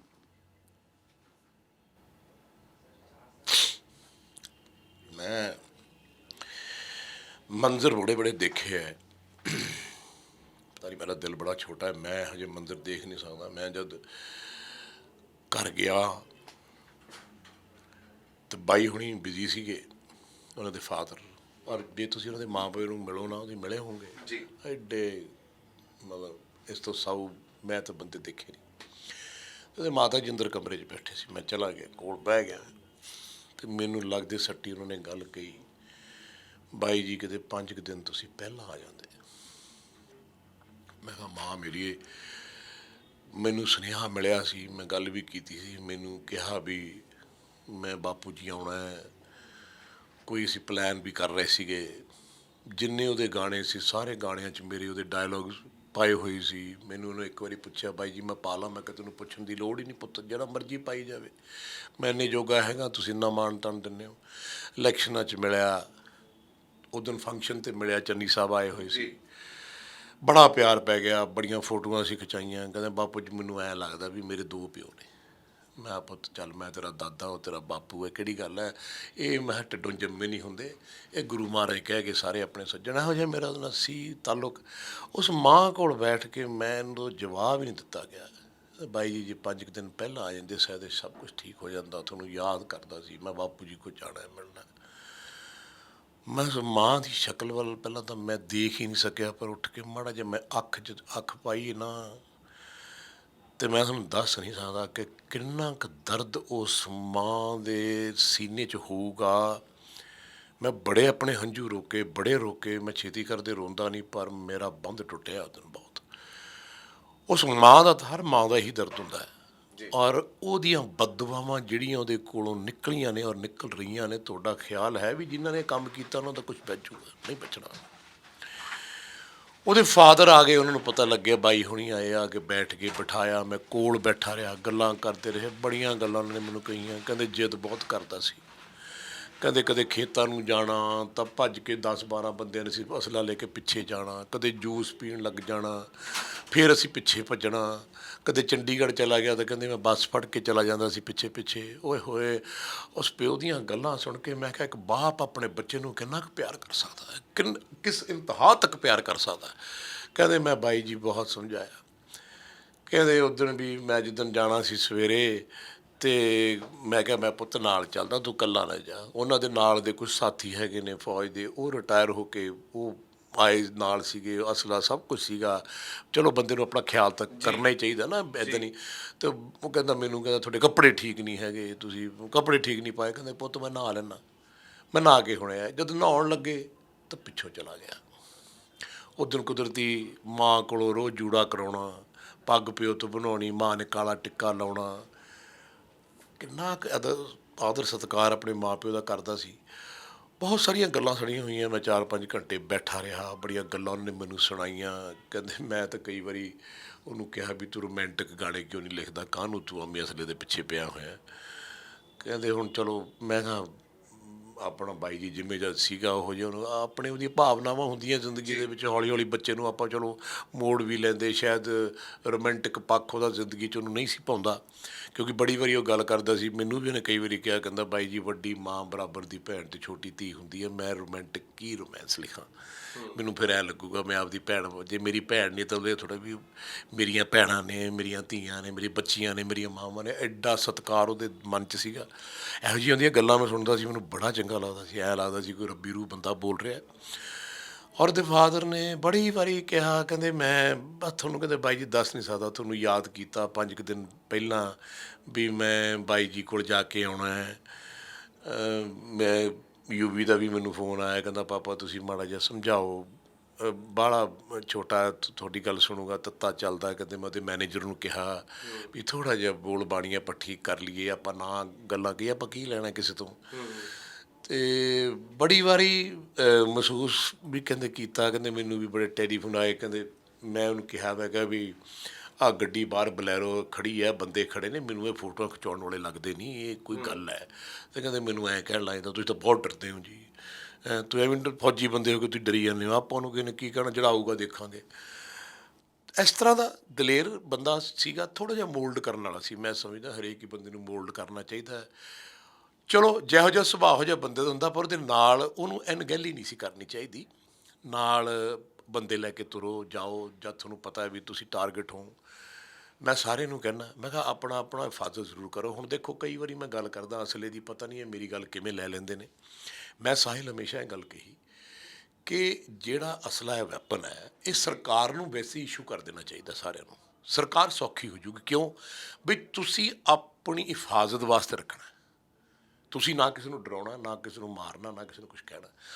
ਜਿਹੜਾ ਅਸਲਾ ਹੁੰਦਾ ਆਪਣੀ ਹਿਫਾਜ਼ਤ ਵਾਸਤੇ ਹੁੰਦਾ। ਸਪੋਜ਼ ਤੁਸੀਂ ਆਪਣੇ ਪਰਿਵਾਰ ਨਾਲ ਜਾ ਰਹੇ ਹੋ, ਪਰਿਵਾਰ ਨਾਲ ਤੁਸੀਂ ਜਾ ਰਹੇ ਹੋ, ਤਾਂ ਜੇ ਤੁਹਾਡੇ ਕੋਲ ਵੈਪਨ ਨਹੀਂ ਹੈ ਜਾਂ ਤੁਹਾਡੇ ਕੋਲ ਅਸਲਾ ਨਹੀਂ ਹੈ, ਤਾਂ ਤੁਹਾਡੇ ਕੋਲ 10 ਬੰਦੇ ਤੁਹਾਨੂੰ ਘੇਰ ਲੈਂਦੇ ਹੈ, ਤਾਂ ਦੱਸੋ ਤੁਸੀਂ ਆਪਣੇ ਪਰਿਵਾਰ ਨੂੰ ਕਿਵੇਂ ਬਚਾਓਗੇ, ਆਪਣੀ ਧੀਆਂ ਭੈਣ ਦੀ ਇੱਜ਼ਤ ਕਿਵੇਂ ਬਚਾਓਗੇ। ਸੋ ਮੈਂ ਸਮਝਦਾ ਕਿ ਵੈਪਨ ਰੱਖਣਾ ਜ਼ਰੂਰੀ ਹੈ। ਲੇਕਿਨ ਅਮਰੀਕਾ ਦੇ ਵਿੱਚ, ਯੂਰਪ ਦੇ ਵਿੱਚ ਲੋਕ ਵੈਪਨਸ ਰੱਖਦੇ ਨੇ, ਤੁਸੀਂ ਸਾਰੇ, ਉਹ ਆਪਣੀ ਹਿਫਾਜ਼ਤ ਵਾਸਤੇ ਹੋਣਾ ਚਾਹੀਦਾ। ਸਪੋਜ਼ ਕਿਸੇ ਧੀ ਭੈਣ ਦੀ ਇੱਜ਼ਤ ਲੁੱਟੀ ਜਾ ਰਹੀ ਹੈ, ਕਿਸੇ ਗਰੀਬ ਬਜ਼ੁਰਗ ਨਾਲ ਧੱਕਾ ਹੋ ਰਿਹਾ, ਕਿਸੇ ਨਾਲ ਵਧੀਕੀ ਹੋ ਰਹੀ ਹੈ, ਐਜ਼ ਇਨਸਾਨ ਤੁਹਾਡਾ ਫਰਜ਼ ਬਣਦਾ ਨਾ ਕਿ ਤੁਸੀਂ ਜਾ ਕੇ ਉਹਦੇ ਨਾਲ ਖੜ੍ਹੇ ਹੋ। ਰੱਬ ਨੇ ਤਾਂ ਹੀ ਫਰਮਾਨ ਜਾਰੀ ਕੀਤਾ। ਸੋ ਆਈ ਥਿੰਕ ਉਹਦੀਆਂ ਹੁਣ ਮੂਸੇਵਾਲੇ ਦੀਆਂ ਯਾਦਾਂ ਹੀ ਨੇ। ਦੇਖਿਆ ਜਾਏ ਤਾਂ ਦਰਦ, ਹੁਣ ਕਬੱਡੀ ਵਾਲਾ ਮੁੰਡਾ ਸੀ, ਕਿੱਡਾ ਚੰਗਾ ਪਲੇਅਰ, ਸੰਦੀਪ ਨੰਗਲ, ਬੜਾ ਇਹ ਮੁੰਡਿਆਂ ਨੂੰ ਦੇਖ ਕੇ ਐਂ ਲੱਗਦਾ ਆਹ ਕਿਆ ਬਾਤ ਹੈ, ਖੁਸ਼ੀ ਹੁੰਦੀ ਸੀ, ਮਹਾਰਾਜ ਨੂੰ ਹੋਰ ਭਾਗ ਲਾ। ਇਹੋ ਜਿਹੇ ਖਿਡਾਰੀਆਂ ਨੂੰ ਅਤੇ ਕਲਾਕਾਰਾਂ ਨੂੰ ਮਾਰਨਾ ਬਹੁਤ ਮਾੜੀ ਗੱਲ ਹੈ। ਜਦ ਵਰਿੰਦਰ ਮਾਰਿਆ ਹੈ, ਉਦੋਂ ਵੀ ਮੈਂ ਬਹੁਤ ਗੱਲਾਂ ਕੀਤਾ, ਮੈਂ ਕਿਹਾ ਵੀ ਆਹ ਗਲਤ ਕੀਤਾ ਜੋ ਕੀਤਾ। ਜੇ ਕੋਈ ਤਕਲੀਫ ਸੀ ਕਿ ਗੱਲ ਸੀ, ਆਪਾਂ ਕਹਿ ਦਿੰਦੇ ਉਹਨੂੰ ਕਿ ਭਾਈ ਆਹ ਨਾ ਕਰ, ਤੂੰ ਫਲਾਨਾ ਨਾ ਕਰ। ਮੇਰ ਮਿੱਤਲ ਸਾਹਿਬ ਬਾਰੇ ਵੀ ਬਹੁਤ ਸਾਰੀਆਂ ਗੱਲਾਂ ਉਦੋਂ ਚੱਲੀਆਂ, ਅਤੇ ਮੈਂ ਕਿਹਾ ਮਿੱਤਲ ਸਾਹਿਬ ਐਂ ਕਰਕੇ ਲੋਕ ਮਾੜਾ ਮੰਨਦੇ ਆ, ਤੁਸੀਂ ਥੋੜ੍ਹਾ ਜਿਹਾ ਆਪਦੀ ਜਿਹੜੀ ਕਾਮੇਡੀ ਉਹਨੂੰ ਆਪਾਂ ਥੋੜ੍ਹਾ ਜਿਹਾ ਸਥਿਰ ਕਰ ਲਈਏ, ਹੈ ਨਾ। ਜਿੱਦਾਂ ਚਮਕੀਲੇ ਹੋਣੀ ਸੀਗੇ, ਉਹਨੂੰ ਮੈਂ ਕਿਹਾ, ਮੈਂ ਕਿਹਾ ਬੇਟਾ ਆਪਾਂ ਥੋੜ੍ਹਾ ਜਿਹਾ ਗਾਉਣ ਵਜਾਉਣ ਠੀਕ ਕਰ ਲਓ, ਦੇਖੋ ਵਕਤ ਵਿਚਾਰੇ ਸੋ ਬੰਦਾ ਹੋਏ। ਮੈਂ ਵੀ ਹੁਣ ਕਈ ਵਾਰੀ ਜੇ ਫਿਲਮ ਕਰਦਾ ਤਾਂ ਮੈਨੂੰ ਐਂ ਲੱਗਦਾ ਯਾਰ ਮੈਂ ਕੋਈ ਇਹੋ ਜਿਹਾ ਕੰਮ ਤਾਂ ਨਹੀਂ ਕਰ ਰਿਹਾ ਜਿਹਦੇ ਨਾਲ ਬੱਚਿਆਂ 'ਤੇ ਜਾਂ ਸੁਸਾਇਟੀ 'ਤੇ ਜਾਂ ਵੱਡਿਆਂ 'ਤੇ, ਬਜ਼ੁਰਗਾਂ 'ਤੇ, ਧੀਆਂ ਭੈਣਾਂ 'ਤੇ, ਮਾਵਾਂ 'ਤੇ ਕੋਈ ਅਸਰ ਤਾਂ ਨਹੀਂ ਪੈਂਦਾ। ਮੈਂ ਕਈ ਵਾਰੀ ਪੁੱਛਦਾ ਵੀ ਤੁਹਾਨੂੰ ਠੀਕ ਲੱਗਿਆ ਯਾਰ, ਕੋਈ ਇਹੋ ਜਿਹਾ ਸੀਨ ਤਾਂ ਨਹੀਂ ਲੱਗਿਆ। ਜੇ ਹੋਵੇ ਵੀ ਤਾਂ ਮੈਂ ਉਹਨੂੰ ਘਟਾ ਦਿੰਦਾ ਵੀ ਭਾਈ ਨੂੰ ਕੱਟ ਦਿਓ, ਕਿਉਂਕਿ ਮੇਰੀ ਸਟੈਂਡਿੰਗ। ਹੁਣ ਜੇ ਮੈਨੂੰ ਐਡਾ ਰੁਤਬਾ ਰੱਬ ਨੇ ਦਿੱਤਾ ਹੈ, ਮੈਨੂੰ ਇੰਨਾ ਲੋਕ ਪਿਆਰ ਕਰਦੇ ਆ, ਬਾਪੂ ਜੀ ਕਹਿੰਦੇ ਆ, ਤਾਂ ਮੇਰਾ ਕੀ ਫਰਜ਼ ਬਣਦਾ ਮੈਂ ਕੋਈ ਸਟੈਂਡਰਡ ਰੱਖਾਂ ਜਿੱਥੇ ਲੋਕ ਕਹਿਣ ਕਿ ਵਾਹ। ਮੈਨੂੰ ਕੋਈ ਇਹੋ ਜਿਹਾ ਕੰਮ ਨਹੀਂ ਕਰਨਾ ਚਾਹੀਦਾ। ਮੈਂ ਉੱਚਾ ਬੋਲੂੰ, ਮਾੜਾ ਬੋਲੂੰ, ਕਦੇ ਕਦੇ ਮੈਂ ਜਜ਼ਬਾਤੀ ਆ ਕੇ ਕਾਫੀ ਬੋਲ ਲੈਂਦਾ ਸੀ ਪਹਿਲਾਂ। ਮੈਂ ਹੁਣ ਉਹ 'ਤੇ ਬੜਾ ਕੰਟਰੋਲ ਕਰ ਲਿਆ ਵੀ ਨਹੀਂ ਯੋਗਰਾਜ ਸਿੰਘ ਇਹ ਠੀਕ ਨਹੀਂ ਹੈ। ਜਿਹੜੀ ਗੱਲ ਹੈ ਉਹ ਪਿਆਰ ਨਾਲ ਕਹਿਣੀ ਹੈ। ਜਿਹੜੀ ਗੱਲ ਹੈ, ਜਿਵੇਂ ਹੁਣ ਵੀ ਆਪਾਂ ਗੱਲਾਂ ਕਰ ਰਹੇ ਹਾਂ, ਆਪਾਂ ਬੜੇ ਸਿਦਕ ਅਤੇ ਪਿਆਰ ਨਾਲ ਗੱਲਾਂ ਕਰ ਰਹੇ ਹਾਂ। ਮੈਂ ਤਾਂ ਸਰਕਾਰ ਨੂੰ ਹੱਥ ਜੋੜ ਕੇ ਗੱਲ ਕਹਿਣਾ, ਹਮੇਸ਼ਾ ਹੀ ਲੀਡਰਾਂ ਨੇ ਗੱਲ ਕਹੀ ਹੈ, ਤੁਹਾਨੂੰ ਤਾਂ ਤੁਹਾਡੀਆਂ ਤਾਂ ਸ਼ੁਕਰ ਮਨਾਉਣਾ ਚਾਹੀਦਾ ਹੈ ਕਿ ਤੁਹਾਡਾ ਤਪ ਕੀਤਾ ਹੋਇਆ ਰੱਬ ਨੇ ਤੁਹਾਨੂੰ ਕੀ ਕੁਛ ਬਣਾਇਆ। ਕੋਈ CM ਹੈ, ਕੋਈ ਮੰਤਰੀ ਹੈ, ਕੋਈ ਪ੍ਰਧਾਨ ਮੰਤਰੀ ਹੈ, ਕੋਈ ਪ੍ਰੈਜ਼ੀਡੈਂਟ ਹੈ। ਇਹ ਤਾਂ ਬੜੀ ਸ਼ਾਨ ਵਾਲੀ ਗੱਲ ਹੈ। ਤੁਹਾਨੂੰ ਤਾਂ ਫਖਰ ਮਹਿਸੂਸ ਹੋਣਾ ਚਾਹੀਦਾ ਹੈ। ਜਿੱਡਾ ਦਰਖਤ ਵੱਡਾ ਹੋਵੇ ਓਨਾ ਹੀ ਉਹ ਝੁਕ ਜਾਂਦਾ ਹੈ, ਉਹਨੇ ਉਹਦੇ ਫਲ ਲੱਗਦੇ, ਉਹ ਛਾਂ ਦਿੰਦਾ ਹੈ। ਅਤੇ ਤੁਸੀਂ ਤਾਂ ਲੀਡਰ ਸਾਹਿਬਾਨ ਜਿਹੜੇ ਹੈਗੇ ਹੋ ਸਾਰੇ, ਤੁਸੀਂ ਤਾਂ ਲੋਕਾਂ ਦੀ ਛਤਰ ਛਾਇਆ। ਲੋਕ ਤਾਂ ਤੁਹਾਡੇ ਵੱਲ ਪਿਓ ਅਤੇ ਮਾਂ ਵਾਂਗੂ ਦੇਖਦੇ ਆ ਕਿ ਯਾਰ ਮੇਰੇ ਮਾਂ ਪਿਓ ਨੇ ਮੇਰੀ ਰੱਖਿਆ ਕਰਨਗੇ। ਆਪਾਂ ਨੂੰ ਕਦੇ ਵੀ ਇਹੋ ਜਿਹਾ ਕੰਮ ਨਹੀਂ ਕਰਨਾ ਪੈਂਦਾ। ਰੱਬ ਕੋਲ ਜਵਾਬ ਦੇਣੇ ਬਹੁਤ ਔਖੇ ਆ। ਜਿੱਦਣ ਧਰਮਰਾਜ ਦਾ ਹਾਰਾ ਚੱਲਦਾ ਨੇ ਤਾਂ ਰੂਹ ਨੂੰ ਪਤਾ ਹੈ। ਆਪਾਂ ਕਹਿੰਦੇ ਕੀ ਹੁੰਦਾ ਇਹ ਤਾਂ ਸਭ, ਮੈਂ ਕਈਆਂ ਨੂੰ ਕਿਹਾ ਉਹ ਜੀ ਮਿੱਟੀ ਹੈਗੀ, ਮਿੱਟੀ ਨਾਲ ਜਣਾ ਰੱਬ ਬੰਦੇ ਦੇ ਸਾਰਾ ਕੁਝ। ਕਈਆਂ ਨੂੰ ਮੈਂ ਇੱਦਾਂ ਹੈ ਨਹੀਂ ਪੁੱਤ, ਇਹ ਤਾਂ ਜਦ ਮੌਤ ਆਉਂਦੀ ਹੈ ਨਾ ਉਦੋਂ ਪਤਾ ਲੱਗਦਾ, ਫਿਰ ਬੰਦਾ ਹਾੜੇ ਕੱਢਦਾ। ਸੋ ਮੈਨੂੰ ਉਮੀਦ ਹੈ ਸਾਹਿਲ ਕਿ ਯਾਰ ਤੁਸੀਂ ਮੂਸੇ ਵਾਲੀ ਗੱਲ ਪੁੱਛੀ ਸੀ, ਗੱਲ ਮੈਂ ਹੋਰ ਵਧਾਤੀ, ਪਰ ਬਹੁਤ ਦਰਦ ਦੇਖਿਆ। ਮਤਲਬ ਮੈਂ ਤਾਂ ਇੰਨਾ ਬਹੁਤ ਕੁਝ ਦੇਖ ਚੁੱਕਿਆ ਪੰਜਾਬ 'ਚ, ਇੰਨਾ ਕੁਝ ਦੇਖ ਚੁੱਕਿਆ, ਇੰਨਾ ਕੁਝ ਸੁਣ ਚੁੱਕਿਆ। ਕਈ ਵਾਰੀ ਐਂ ਲੱਗਦਾ ਸੀ ਕਿ ਇਹ ਸ਼ਾਇਦ ਕਹਾਣੀਆਂ ਨੇ, ਪਰ ਹੁਣ ਆਪਣੀ ਅੱਖਾਂ ਦੇ ਸਾਹਮਣੇ ਜਿਹੜੇ 50-60 ਸਾਲ ਗੁਜ਼ਰੇ ਹੈ, ਇਹਨਾਂ ਦੇ ਸਾਹਮਣੇ ਜੋ ਕੁਝ ਇਸ ਪੰਜਾਬ ਦੀ ਧਰਤੀ 'ਤੇ ਹੋਇਆ ਹੈ ਜਾਂ ਇਸ ਦੇਸ਼ ਨਾਲ ਹੋਇਆ ਹੈ, ਉਹ ਦੇਖ ਕੇ ਤਾਂ ਜ਼ਿੰਦਗੀ 'ਚ ਐਂ ਲੱਗਦਾ ਵੀ ਇਹ ਬੰਦਿਆ ਤੂੰ ਤਾਂ ਜਾਨਵਰਾਂ ਤੋਂ ਵੀ ਗਿਰ ਗਿਆ, ਤੂੰ ਤਾਂ ਜਾਨਵਰਾਂ ਤੋਂ ਵੀ ਗਿਰ ਗਿਆ, ਤੇਰੇ ਤੋਂ ਜਾਨਵਰ ਚੰਗੇ। ਤੇ ਸੋ ਲਾਰੈਂਸ ਬਿਸ਼ਨੋਈ ਦੀ ਗੱਲ ਕਰਦੇ ਹਾਂ। ਅੱਜ ਲਾਰੈਂਸ ਬਿਸ਼ਨੋਈ ਨੂੰ ਫੜਿਆ ਹੋਇਆ ਹੈ। ਇੱਥੇ DAV ਕਾਲਜ ਦੇ ਪੜ੍ਹੇ ਹੋਏ ਨੇ, ਚੰਡੀਗੜ੍ਹ ਦੇ ਪੜ੍ਹੇ ਹੋਏ ਮੁੰਡੇ ਸੀਗੇ ਸਾਰੇ। ਅੱਜ ਧਮਕੀਆਂ ਦੀ ਗੱਲ ਕਰਦੇ ਨੇ ਜਾਂ ਫਿਰ ਲਗਾਤਾਰ ਸਿੰਗਰਸ ਨੂੰ ਵੀ ਧਮਕੀਆਂ ਦੀ ਗੱਲ ਸੁਣ, ਕਿੱਦਾਂ ਦੇਖਦੇ? ਪਤਾ ਨਹੀਂ, ਮੈਂ ਬੜਾ ਹੈਰਾਨ ਆ। ਇਹ ਬੱਚਿਆਂ ਨੂੰ ਮੈਂ ਆਪਣੇ ਹੱਥੀਂ ਅੱਖਾਂ ਦੇ ਸਾਹਮਣੇ ਵੱਡੇ ਹੁੰਦੇ ਦੇਖਿਆ ਹੈ। ਇਹ ਲਾਰੈਂਸ ਹੋਣੀ, ਇਹ ਵਿੱਕੀ ਮਿੱਡੂ ਖੇੜਾ, ਹੋਰ ਇਹ ਸਾਰੇ ਡਿੰਪੀ ਹੋਣੀ, ਜਿੰਨੇ ਵੀ ਸੀ ਸਾਰੇ DAV ਕਾਲਜ ਪੜ੍ਹਦੇ ਸੀ। ਆਉਣਾ ਇਹਨਾਂ ਨੇ, ਇੰਨੇ ਪਿਆਰੇ ਬੱਚੇ ਸੀ, ਗੱਲਬਾਤ ਮਾਰਨੀ। ਹੋਰ ਬਾਈ ਜੀ ਗੱਲ ਸੁਣਾਓ, ਮੈਨੂੰ ਗੱਲਾਂ ਰੱਬ ਦੀਆਂ ਸੁਣਾਉਣੀਆਂ। ਇਹਨਾਂ ਨੇ ਕ੍ਰਿਕਟ ਦੇ ਮੈਚ ਚੱਲਦੇ ਰਹਿੰਦੇ ਸੀ, ਮੈਨੂੰ ਇੰਨੇ ਸਾਲ ਹੋ ਗਏ ਕੋਚਿੰਗ ਕਰਦੇ। ਇਹਨਾਂ ਦੇ ਚਨਕਾਰ ਪ੍ਰੋਗਰਾਮ ਹੋਣੇ ਤਾਂ ਮੈਂ ਜਾਣਾ, ਇਹਨਾਂ ਸਭ ਨੇ ਆ ਜਾਣਾ। ਮੈਂ ਕਿਹਾ ਯਾਰ ਬਸ ਇੱਕੋ ਮੇਰੀ ਬੇਨਤੀ ਹੈ, ਰੱਬ ਕਰੇ ਤੁਸੀਂ ਬਹੁਤ ਵੱਡੇ ਲੀਡਰ ਬਣੋ, ਤੁਸੀਂ ਪ੍ਰਧਾਨ ਮੰਤਰੀ ਬਣੋ, ਤੁਸੀਂ CM ਬਣੋ। ਇਸ ਦੇਸ਼ ਦਾ ਜਿਹੜਾ ਸਾਰਾ ਅਗਲਾ ਪਾਸਾ, ਮੈਂ ਤਾਂ ਇਹੀ ਗੱਲਾਂ ਸਾਰਿਆਂ ਨਾਲ ਕਰਦਾ ਵੀ ਇਹ ਤੁਹਾਡੇ 'ਤੇ ਹੈ, ਪਰ ਕੋਈ ਇਹੋ ਜਿਹਾ ਕੰਮ ਅਤੇ ਇਹੋ ਜਿਹਾ ਰਾਹ ਨਾ ਫੜਿਓ ਜ਼ਿੰਦਗੀ ਦੇ ਵਿੱਚ ਜਿਹੜਾ ਆਪਾਂ ਨੂੰ ਜਾ ਕੇ ਕੱਟਣਾ ਪਵੇ ਅਤੇ ਆਪਾਂ ਨੂੰ ਬਦਨਾਮੀ ਦੇਵੇ। ਇੱਕ ਨਹੀਂ ਬਾਈ ਜੀ, ਹਮੇਸ਼ਾ ਤੁਸੀਂ ਫਿਕਰ ਨਾ ਕਰੋ, ਤੁਹਾਨੂੰ ਸਾਡੇ 'ਤੇ ਮਾਣ ਹੋਊਗਾ, ਐਸੀ ਗੱਲ ਨਹੀਂ ਹੈ। ਪਿਛਲੇ 45 ਸਾਲਾਂ ਦੇ ਵਿੱਚ DAV ਕਾਲਜ ਪਲੱਸ ਸਾਰੇ ਜਿੱਥੇ ਵੀ ਮੈਂ ਗਿਆ, ਮੇਰਾ ਖਿਆਲ 20-25 ਹਜ਼ਾਰ 30 ਹਜ਼ਾਰ ਬੰਦਾ ਇਹੋ ਜਿਹਾ ਦੁਨੀਆ ਦੇ ਵਿੱਚ ਮੇਰੇ ਬੱਚੇ ਨੇ, ਜਿਹੜੇ ਬੱਚਿਆਂ ਨੇ ਦੁੱਖ ਕੱਟੇ, ਤਕਲੀਫ ਕੱਟੇ, ਆਪਣੇ ਆਪਣੇ ਮਕਾਮ 'ਤੇ ਬਹੁਤ ਵੱਡੇ ਨੇ। ਕੋਈ ਚੀਫ ਜਸਟਿਸ ਹੈ, ਜੱਜ ਹੈ, ਪੁਨੀਤ ਬਾਲੀ ਬਹੁਤ ਵੱਡਾ ਵਕੀਲ ਆ, ਤੁਸੀਂ ਉਹਨੂੰ ਜਾਣਦੇ ਹੋ। ਚੀਫ ਜਸਟਿਸ, ਮਤਲਬ ਏਅਰ ਫੋਰਸ। ਕਾਰਗਿਲ ਦੇ ਵਿੱਚ ਮੇਰੇ 4 ਬੱਚੇ ਸ਼ਹੀਦ ਹੋਏ ਜਿਹੜੇ ਕ੍ਰਿਕਟ ਖੇਡਦੇ ਸੀ, ਸੰਦੀਪ ਹੋਣੀ। ਮਤਲਬ ਮੈਨੂੰ ਬੜਾ ਮਾਣ ਹੈ, ਲੇਕਿਨ ਮੈਨੂੰ ਦੁੱਖ ਇਸ ਗੱਲ ਦਾ ਕਿ ਜਿਹੜੀ ਪਨੀਰੀ ਲਾਈ ਸੀ, ਜੇ ਕੋਲ ਆ ਕੇ ਬੈਠਦੇ ਸੀ, ਇੱਕ ਬਾਪ ਦੀ ਤਰ੍ਹਾਂ ਮੈਨੂੰ ਸਮਝਾਉਂਦਾ ਸੀ, ਇੱਕ ਵੱਡੇ ਭਰਾ ਦੀ ਤਰ੍ਹਾਂ ਸਮਝਾਉਂਦਾ ਸੀ, ਕਿਹੜੇ ਰਾਹ 'ਤੇ ਬੱਚੇ ਪੈ ਗਏ। ਜਦ ਮੈਂ ਨਾਮ ਸੁਣੇ ਮੈਂ ਦੰਗ ਰਹਿ ਗਿਆ। ਮੈਂ ਕਿਹਾ ਯਾਰ ਇਹ ਹੋ ਨਹੀਂ ਸਕਦਾ, ਇਹ ਕਿਸ ਤਰ੍ਹਾਂ ਇਸ ਰਾਹ 'ਤੇ ਚਲੇ ਗਏ। ਫਿਰ ਮੈਂ ਛਾਣਬੀਨ ਕਰਦੇ ਕਰਦੇ ਮੈਨੂੰ ਪਤਾ ਵੀ ਆਪ ਤਾਂ ਇਸ ਰਾਹ 'ਤੇ ਜਾ ਨਹੀਂ ਸਕਦੇ। ਇਹ ਤਾਂ ਇਹਨਾਂ ਸਿਆਸਤਦਾਨਾਂ ਨੇ ਆਪਣੇ ਮਤਲਬ ਵਾਸਤੇ ਇਹਨਾਂ ਨੂੰ ਇਸਤੇਮਾਲ ਕੀਤਾ। ਇਹ ਆਪਾਂ ਨੂੰ ਵੀ ਪਤਾ, ਤੁਹਾਨੂੰ ਵੀ ਪਤਾ, ਜੱਗ ਨੂੰ ਵੀ ਪਤਾ। ਲੋਕ ਕਹਿੰਦੇ ਡਰਦੇ ਨੇ ਹਾਂਜੀ ਵੀ ਪਤਾ ਨਹੀਂ ਕੀ ਹੋ ਜਾਊਗਾ। ਜਿਹੜੀ ਗੱਲ ਸੱਚ ਹੈ ਸੱਚ ਹੈ। ਕਿਹੜੇ ਇਸ ਹਮੇਸ਼ਾ ਹੀ ਇਸ ਦੇਸ਼ ਦੇ ਵਿੱਚ, ਹਮੇਸ਼ਾ ਹੀ ਪੰਜਾਬ ਦੇ ਵਿੱਚ ਨੌਜਵਾਨਾਂ ਨੂੰ ਗਲਤ ਰਾਹ 'ਤੇ ਗਲਤ ਇਸਤੇਮਾਲ ਕਰਕੇ ਸੁੱਟਿਆ ਗਿਆ ਹੈ। ਇਸੇ ਕਰਕੇ ਉਹਨਾਂ ਦੇ ਮਨ 'ਚ ਦੁੱਖ ਨੇ, ਵੈਂਜਨਸ ਨੇ, ਉਹਨਾਂ ਦੇ ਬਦਲੇ ਦੀਆਂ ਭਾਵਨਾ ਨੇ। ਉਹ ਇਹੋ ਜਿਹੀ ਜਗ੍ਹਾ 'ਤੇ ਜਾ ਚੁੱਕੇ ਜਿੱਥੋਂ ਵਾਪਸ ਨਹੀਂ ਮੁੜ ਸਕਦੇ। ਆਪਾਂ ਕਿਸੇ ਦਾ ਇਸਤੇਮਾਲ ਕਰਕੇ ਉਹਨੂੰ ਸਿੱਟਾਂਗੇ ਤਾਂ ਉਹ ਫਿਰ ਰਿਟੈਲੀਏਟ ਤਾਂ ਕਰੂਗਾ ਨਾ ਅੱਗਿਓਂ। ਔਰ ਫਿਰ ਜੋ ਤੁਸੀਂ ਸੰਭਾਲ ਲਓ, ਥਾਪੜੀ ਦੇ ਦਿਓ, ਬੇਟਾ ਨਹੀਂ ਇਹ ਤਾਂ ਆਪਾਂ ਕਰਦੇ ਨਹੀਂ। ਆਪਾਂ ਕਰਦੇ ਕੋਈ ਗੱਲ ਨਹੀਂ, ਚੱਕਦੇ ਫਟੇ, ਕਿਹੜੀ ਗੱਲ ਆ, ਮੈਂ ਤੇਰੇ ਨਾਲ ਖੜਾ, ਆਪਾਂ 100 ਕਰੋੜ ਤੋਂ ਮੰਗ ਲਾ, ਪੀ ਦੋ ਤੋਂ ਮੰਗ ਲਾ। ਬੰਦੇ ਨੂੰ ਫਿਰ ਹੱਥ ਪੈ ਜਾਂਦੀ ਹੈ। ਬੱਚਾ ਹੈ, ਜਿਹੜੇ ਮਰਜ਼ੀ ਰਾਹ ਤੋਰ ਦੋ। ਮੈਂ ਤਾਂ ਕਈ ਵਾਰੀ ਕਿਹਾ, ਤਾਂ ਹੀ ਮੈਂ ਜਵਾਨਾਂ ਨੂੰ ਕਹਿੰਦਾ ਯਾਰ ਦੂਜਿਆਂ ਦੀ ਗੱਡੀਆਂ, ਦੂਜਿਆਂ ਦੇ ਇਕੱਠੀਆਂ ਕੋਠੀਆਂ 'ਤੇ ਆ ਦੇਖ ਕੇ ਨਾ, ਹੁਣ ਕੁੜਤਾ ਪਜਾਮਾ ਮੈਂ ਪਾਉਣਾ, ਬਹੁਤ ਵਧੀਆ ਬ੍ਰਾਂਡ ਹੈ, ਮੈਂ ਕਿਹਾ ਭਾਈ ਮੇਰਾ ਤਾਂ ਇਹੀ ਬ੍ਰਾਂਡ ਹੈ। ਦੁੱਖ ਕੱਟ ਲਾਂਗੇ, ਗਰੀਬੀ ਕੱਟ ਲਾਂਗੇ, ਆਪਾਂ ਆਪਣੇ ਨੂੰ ਸਵਾਰ ਲਾਂਗੇ, ਦੇਸ਼ ਨੂੰ ਸਵਾਰੀਏ, ਪੰਜਾਬ ਨੂੰ ਸਵਾਰੀਏ। ਆਪਾਂ ਕਿਹੜੇ ਕੰਮ ਪੈ ਗਏ? ਜੇ ਜਵਾਨਾਂ ਨਹੀਂ ਇਸ ਰਾਹ 'ਤੇ ਤੁਰਨਾ ਹੈ ਤੇ ਫਿਰ ਇਸ ਦੇਸ਼ ਦਾ ਤਾਂ ਬੇੜਾ ਗਰਕ ਹੋਣਾ ਹੀ ਹੋਣਾ। ਫਿਰ ਪੰਜਾਬ ਦਾ ਵੀ ਬੇੜਾ ਗਰਕ ਹੋਊਗਾ, ਸਾਰੇ ਦੇਸ਼ ਦਾ ਹੋਊਗਾ। ਅੱਜ ਉਹ ਲੋਕ ਵੀ ਹੈਗੇ ਨੇ ਜਿਹੜੇ ਸਿੱਧੂ ਮੂਸੇਵਾਲੇ ਦੇ ਜਦੋਂ ਸਿੱਧੂ ਮੂਸੇਵਾਲਾ ਹੁੰਦਾ ਸੀ ਸ਼ਾਇਦ ਉਸ ਨਾਲ ਕੰਪੀਟੀਸ਼ਨ ਕਰਦੇ, ਸ਼ਬਦਾਂ ਦੇ ਵਾਰ ਕਰਦੇ ਸੀ। ਪਰ ਜਦੋਂ ਸਿੱਧੂ ਮੂਸੇਵਾਲੇ ਦੀ ਡੈਥ ਹੋਈ ਤੇ ਸਾਰੇ ਜਿਹੜੇ ਬੋਲਣਾ ਸ਼ੁਰੂ ਹੋ ਗਏ ਕਿ ਚਲੋ ਚੰਗਾ ਬੰਦਾ ਸੀ। ਫਿਰ ਉਹਨੂੰ ਕਿੱਦਾਂ ਦੇਖਦੇ ਹੋ ਕਿ ਲੱਗਦਾ ਨਹੀਂ ਕਿ ਜਿਹੜੇ ਕਲਾਕਾਰ ਨੇ ਖਾਸ ਕਰਕੇ ਪਹਿਲੇ ਕੰਪੀਟੀਸ਼ਨ ਕਰਦੇ ਰਹੇ, ਪਹਿਲੇ ਜਵਾਬਾਂ ਦੇ ਵਾਰ ਕਰਦੇ ਰਹੇ, ਅੱਜ ਜਦੋਂ ਸਿੱਧੂ ਮੂਸੇਵਾਲਾ ਨਹੀਂ ਰਿਹਾ ਤੇ ਉਹਦੇ ਲਈ ਬੋਲ ਰਹੇ ਨੇ? ਮੈਂ ਪਹਿਲਾਂ ਗੱਲ ਕਹਿ ਕੇ ਹਟਿਆ, ਜਿਹੜੇ ਬੋਲ ਰਹੇ ਨੇ ਉਹਦਾ ਨਾਂ ਹੀ ਨਹੀਂ ਮਿਲਿਆ, ਬਾਕੀ ਤੁਹਾਨੂੰ ਪਤਾ ਮੈਂ ਕੀ ਕਹਿ ਰਿਹਾ। ਮੈਂ ਤੁਹਾਨੂੰ ਇੱਕ ਐਗਜ਼ਾਮਪਲ ਦਿੰਦਾ ਜੀ। ਮੈਂ ਧੁਰੋਂ ਜਦ ਦਾ ਮੈਂ ਕੰਮ ਸ਼ੁਰੂ, ਮੈਂ ਕ੍ਰਿਕਟ ਖੇਡਦਾ ਸੀ ਜੀ, ਉਦੋਂ ਲੋਕ ਮੇਰੇ ਬਾਰੇ ਬਹੁਤ ਕੁਝ ਬੋਲਦੇ ਸੀ। ਮੈਂ ਆਪਣੇ ਪਰਿਵਾਰ 'ਚ ਵਿਚਰਦਾ ਸੀ, ਲੋਕ ਮੇਰੇ ਬਾਰੇ ਬਹੁਤ ਕੁਝ ਬੋਲਦੇ ਸੀ। ਮੈਂ UV ਨੂੰ ਟ੍ਰੇਨ ਕਰਦਾ ਸੀ, ਸਾਰੀ ਦੁਨੀਆ ਮੇਰੇ ਬਾਰੇ ਬਹੁਤ ਕੁਝ ਬੋਲਦੀ ਸੀ ਜੀ। ਮੈਂ ਫਿਲਮ ਇੰਡਸਟਰੀ 'ਚ ਆਇਆ, ਸਾਰੇ ਮੇਰੇ ਨਾਲ ਲੱਗਣ ਲੱਗੇ, ਮੇਰੇ ਖਿਲਾਫ ਬਹੁਤ ਬੋਲਦੇ ਸੀ। ਅੱਜ ਵੀ ਬੋਲਦੇ ਨੇ, ਅੱਜ ਵੀ ਕਹਿੰਦੇ ਨੇ। ਮੈਂ ਉਹਨਾਂ ਦੀ ਰਿਕਾਰਡਿੰਗ ਕਰਕੇ ਵੀ ਰੱਖੀਆਂ ਹੋਈਆਂ, ਕਦੇ ਹੋਇਆ ਮੌਕਾ ਤਾਂ ਸੁਣਾ ਦਿਆਂਗੇ। ਪਰ ਮੈਂ ਕਦੇ ਆਪਣੇ ਆਪ ਨੂੰ ਰਿਸਪੌਂਸ ਨਹੀਂ ਕੀਤਾ। ਕਦੇ ਤੁਸੀਂ ਦੇਖਿਆ ਹੈ ਮੈਂ ਕਿਸੇ ਦੇ ਗੱਲ ਕੀਤੀ? ਜੇ ਕਿਸਾਨਾਂ ਅੰਦੋਲਨ ਦੀ ਕੋਈ ਗੱਲ ਸੀ ਤਾਂ ਜਿਨ੍ਹਾਂ ਬਾਰੇ ਮੈਂ ਗੱਲ ਕੀਤੀ ਉਹ ਸੱਚ ਹੈ, ਉਹ ਸਾਹਮਣੇ ਹੈ, ਤੁਸੀਂ ਸੱਚ ਦਾ ਸਾਥ ਦਿਓ, ਠੀਕ ਹੈ। ਸੋ ਮੈਂ ਇਹ ਸਮਝਦਾ ਕਿ ਜਿਹੜਾ ਸਵਾਲ ਤੁਸੀਂ ਪੁੱਛਿਆ ਹੈ, ਤੁਸੀਂ ਰਿਐਕਸ਼ਨ ਦਿਓਗੇ ਤਾਂ ਕੰਮ ਖਰਾਬ ਹੋ ਜਾਊਗਾ। ਤੁਹਾਨੂੰ ਕਿਸੇ ਨੇ ਗਾਲ ਕੱਢਤੀ, ਠੀਕ ਹੈ, ਮਾਂ ਭੈਣ ਦੀ ਗਾਲ ਕੱਢਤੀ, ਕੋਈ ਵੀ ਗਾਲ ਕੱਢਤੀ, ਤੁਸੀਂ ਉਹ ਅਨਸੁਣੀ ਕਰਕੇ ਤੁਰ ਗਏ, ਤੇ ਜੋ ਇਹਨੇ ਗਾਲ ਕੱਢੀ ਹੈ ਉਹ ਵਾਪਸ ਤੁਹਾਨੂੰ ਲੱਗ ਜਾਣੀ ਹੈ। ਮੇਰਾ ਵਿਚਾਰ ਇਹ ਹੈ। ਮੈਨੂੰ ਕੋਈ ਬੁਰਾ ਭਲਾ ਕਹਿ ਰਿਹਾ ਹੈ, ਮੈਨੂੰ ਤਮਾਮ ਲੋਕ, ਜੇ ਮੈਨੂੰ 99 ਲੋਕ ਪਿਆਰ ਕਰਦੇ ਨੇ ਤਾਂ 1% ਮੇਰੇ ਖਿਲਾਫ ਵੀ ਨੇ, ਹੋਣੇ ਹੀ ਹੋਣੇ। ਮੈਂ ਹਮੇਸ਼ਾ ਕਹਿੰਦਾ ਵਾਹਿਗੁਰੂ ਸੱਚੇ ਪਾਤਸ਼ਾਹ ਇਹਨਾਂ ਨੂੰ ਮਾਫ ਕਰ ਦੀ। ਫਿਰ ਉਹਨੂੰ ਇਹ ਵੀ ਕਹਿ ਦੇ ਚੰਗਾ ਭਾਈ ਤੂੰ ਜਾਣੇ ਤੇ ਬਾਬਾ ਦੀਪ ਸਿੰਘ ਜੀ ਜਾਣ। ਗੱਲ ਮੇਰੀ ਮੁੱਕ ਗਈ, ਮੈਂ ਗੱਲ ਮੁਕਾਤੀ। ਜੇ ਜਦ ਤੁਸੀਂ ਬਦਲੇ ਦੀ ਭਾਵਨਾ, ਜਦ ਤੁਸੀਂ ਚੀਜ਼ ਆਪਣੇ ਹੱਥ 'ਚ ਲਓਗੇ, ਫੈਸਲੇ ਆਪਣੇ ਹੱਥ 'ਚ ਲਓਗੇ, ਰੱਬ ਤੁਹਾਡੇ ਨਾਲ ਹਮੇਸ਼ਾ ਨਾਰਾਜ਼ ਹੋਊਗਾ। ਉਹ ਕਹਿੰਦਾ ਮੇਰੀ ਸ੍ਰਿਸ਼ਟੀ ਦੀ ਗੱਲ ਹੈ, ਮੇਰੀ ਗੱਲ ਹੈ, ਤੂੰ ਛੱਡ ਦੇ, ਕਿਸੇ ਦਾ ਮਾੜਾ ਨਾ ਕਰ, ਮਾੜਾ ਨਾ ਬੋਲ, ਮੈਂ ਜਾਣਾ ਤੇ ਤੇਰਾ ਕੰਮ ਜਾਣੇ। ਮੈਂ ਆਪਣੇ ਸਾਹਮਣੇ ਲੋਕੀ ਬਰਬਾਦ ਹੁੰਦੇ ਦੇਖੇ। ਮੈਂ ਤੁਹਾਨੂੰ ਦੱਸ ਸਕਦਾ, ਮੈਂ ਤੁਹਾਨੂੰ 100 ਬੰਦਾ ਗਿਣਾ ਸਕਦਾ ਜਿਹੜੇ ਬੰਦੇ ਮੇਰੇ ਕਹਿੰਦੇ ਕਹਾਉਂਦੇ ਦੋਸਤ ਸੀ, ਹਮਸਫਰ ਸੀ, ਮੇਰੇ ਰਿਸ਼ਤੇਦਾਰ ਸੀ, ਮੇਰੇ ਪਰਿਵਾਰ ਦੇ ਬੰਦੇ ਸੀ। ਮੈਂ ਕਦੇ ਵੀ ਉਹਨਾਂ ਨੂੰ ਕੁਝ ਨਹੀਂ ਕਿਹਾ, ਲੇਕਿਨ ਉਹ ਜ਼ਿੰਦਗੀ ਦੇ ਵਿੱਚ ਉਸ ਜਗ੍ਹਾ 'ਤੇ ਜਾ ਕੇ ਡਿੱਗੇ ਜਿੱਥੇ ਉਹਨਾਂ ਨੂੰ ਪੀਣ ਨੂੰ ਪਾਣੀ ਨਹੀਂ ਮਿਲਿਆ, ਕਿਉਂਕਿ ਮੈਂ ਕਦੇ ਰਿਟੈਲੀਏਟ ਕੀਤਾ ਨਹੀਂ, ਰੱਬ 'ਤੇ ਛੱਡਤੀ ਗੱਲ। ਸੋ ਮੈਂ ਸਮਝਦਾ ਇਹ ਜ਼ਰੂਰੀ ਹੈ।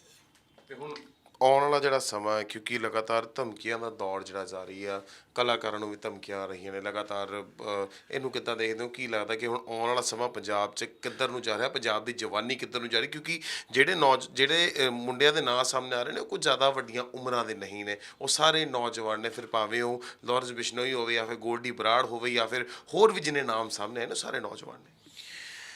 ਪਹਿਲੀ ਗੱਲ ਤਾਂ ਇਹ ਹੈ ਕਿ ਮੈਂ ਤਾਂ ਸਾਰਿਆਂ ਨੂੰ ਇੱਕ ਹੱਥ ਜੋੜ ਕੇ ਬੇਨਤੀ ਕਰੂੰਗਾ ਵੀ ਪੁੱਤਰੋ, ਇਹ ਰਾਹ ਛੱਡ ਦਿਓ, ਜਿੱਥੇ ਹੈ ਹੁਣ ਉੱਥੇ ਹੀ ਖ਼ਤਮ ਕਰ ਦਿਓ, ਮਾफ़ੀ ਮੰਗ ਲਓ ਖੁਦਾ ਤੋਂ, ਤੇ ਜੋ ਭਾਈ ਅਸੀਂ ਤਾਂ ਇਹ ਕੰਮ ਨਹੀਂ ਕਰਨਾ। ਰਹੀ ਗੱਲ ਜਿਹੜੀ ਮੈਨੂੰ ਸਭ ਤੋਂ ਵੱਡਾ ਦੁੱਖ ਇਸ ਗੱਲ ਦਾ ਕਿ ਸਾਰੇ ਪੰਜਾਬ ਛੱਡ ਕੇ ਭੱਜ ਰਿਹਾ ਹੈ ਜੀ। ਸਾਰੇ ਇੱਥੋਂ ਚਲੇ ਜਾਓ, ਕਿਸੇ ਦੇ ਘਰ ਚਲੇ ਜਾਓ, ਲੜਾਈ ਇਹ ਹੋ ਰਹੀ ਹੈ ਵੀ ਅਸੀਂ ਤਾਂ ਬਾਹਰ ਜਾਣਾ ਹੈ, ਸਾਨੂੰ ਤਾਂ ਬਾਹਰ ਭੇਜ ਦਿਓ। ਉਹ ਐਡੀ ਕਿਹੜੀ ਗੱਲ ਹੋ ਗਈ? ਜੇ ਧਮਕੀ ਆ ਗਈ ਤੁਹਾਨੂੰ, ਜੇ ਕੋਈ ਧਮਕੀ ਤੁਹਾਨੂੰ ਦਿੰਦਾ ਹੈ, ਤੁਸੀਂ ਉਸ ਧਮਕੀ ਨੂੰ ਇਗਨੋਰ ਕਰੋ, ਛੱਡ ਦਿਓ, ਆਪਣਾ ਸਵਾਰੋ, ਆਪ ਇੰਤਜ਼ਾਮ ਆਪਣਾ ਆਪ ਕਰੋ।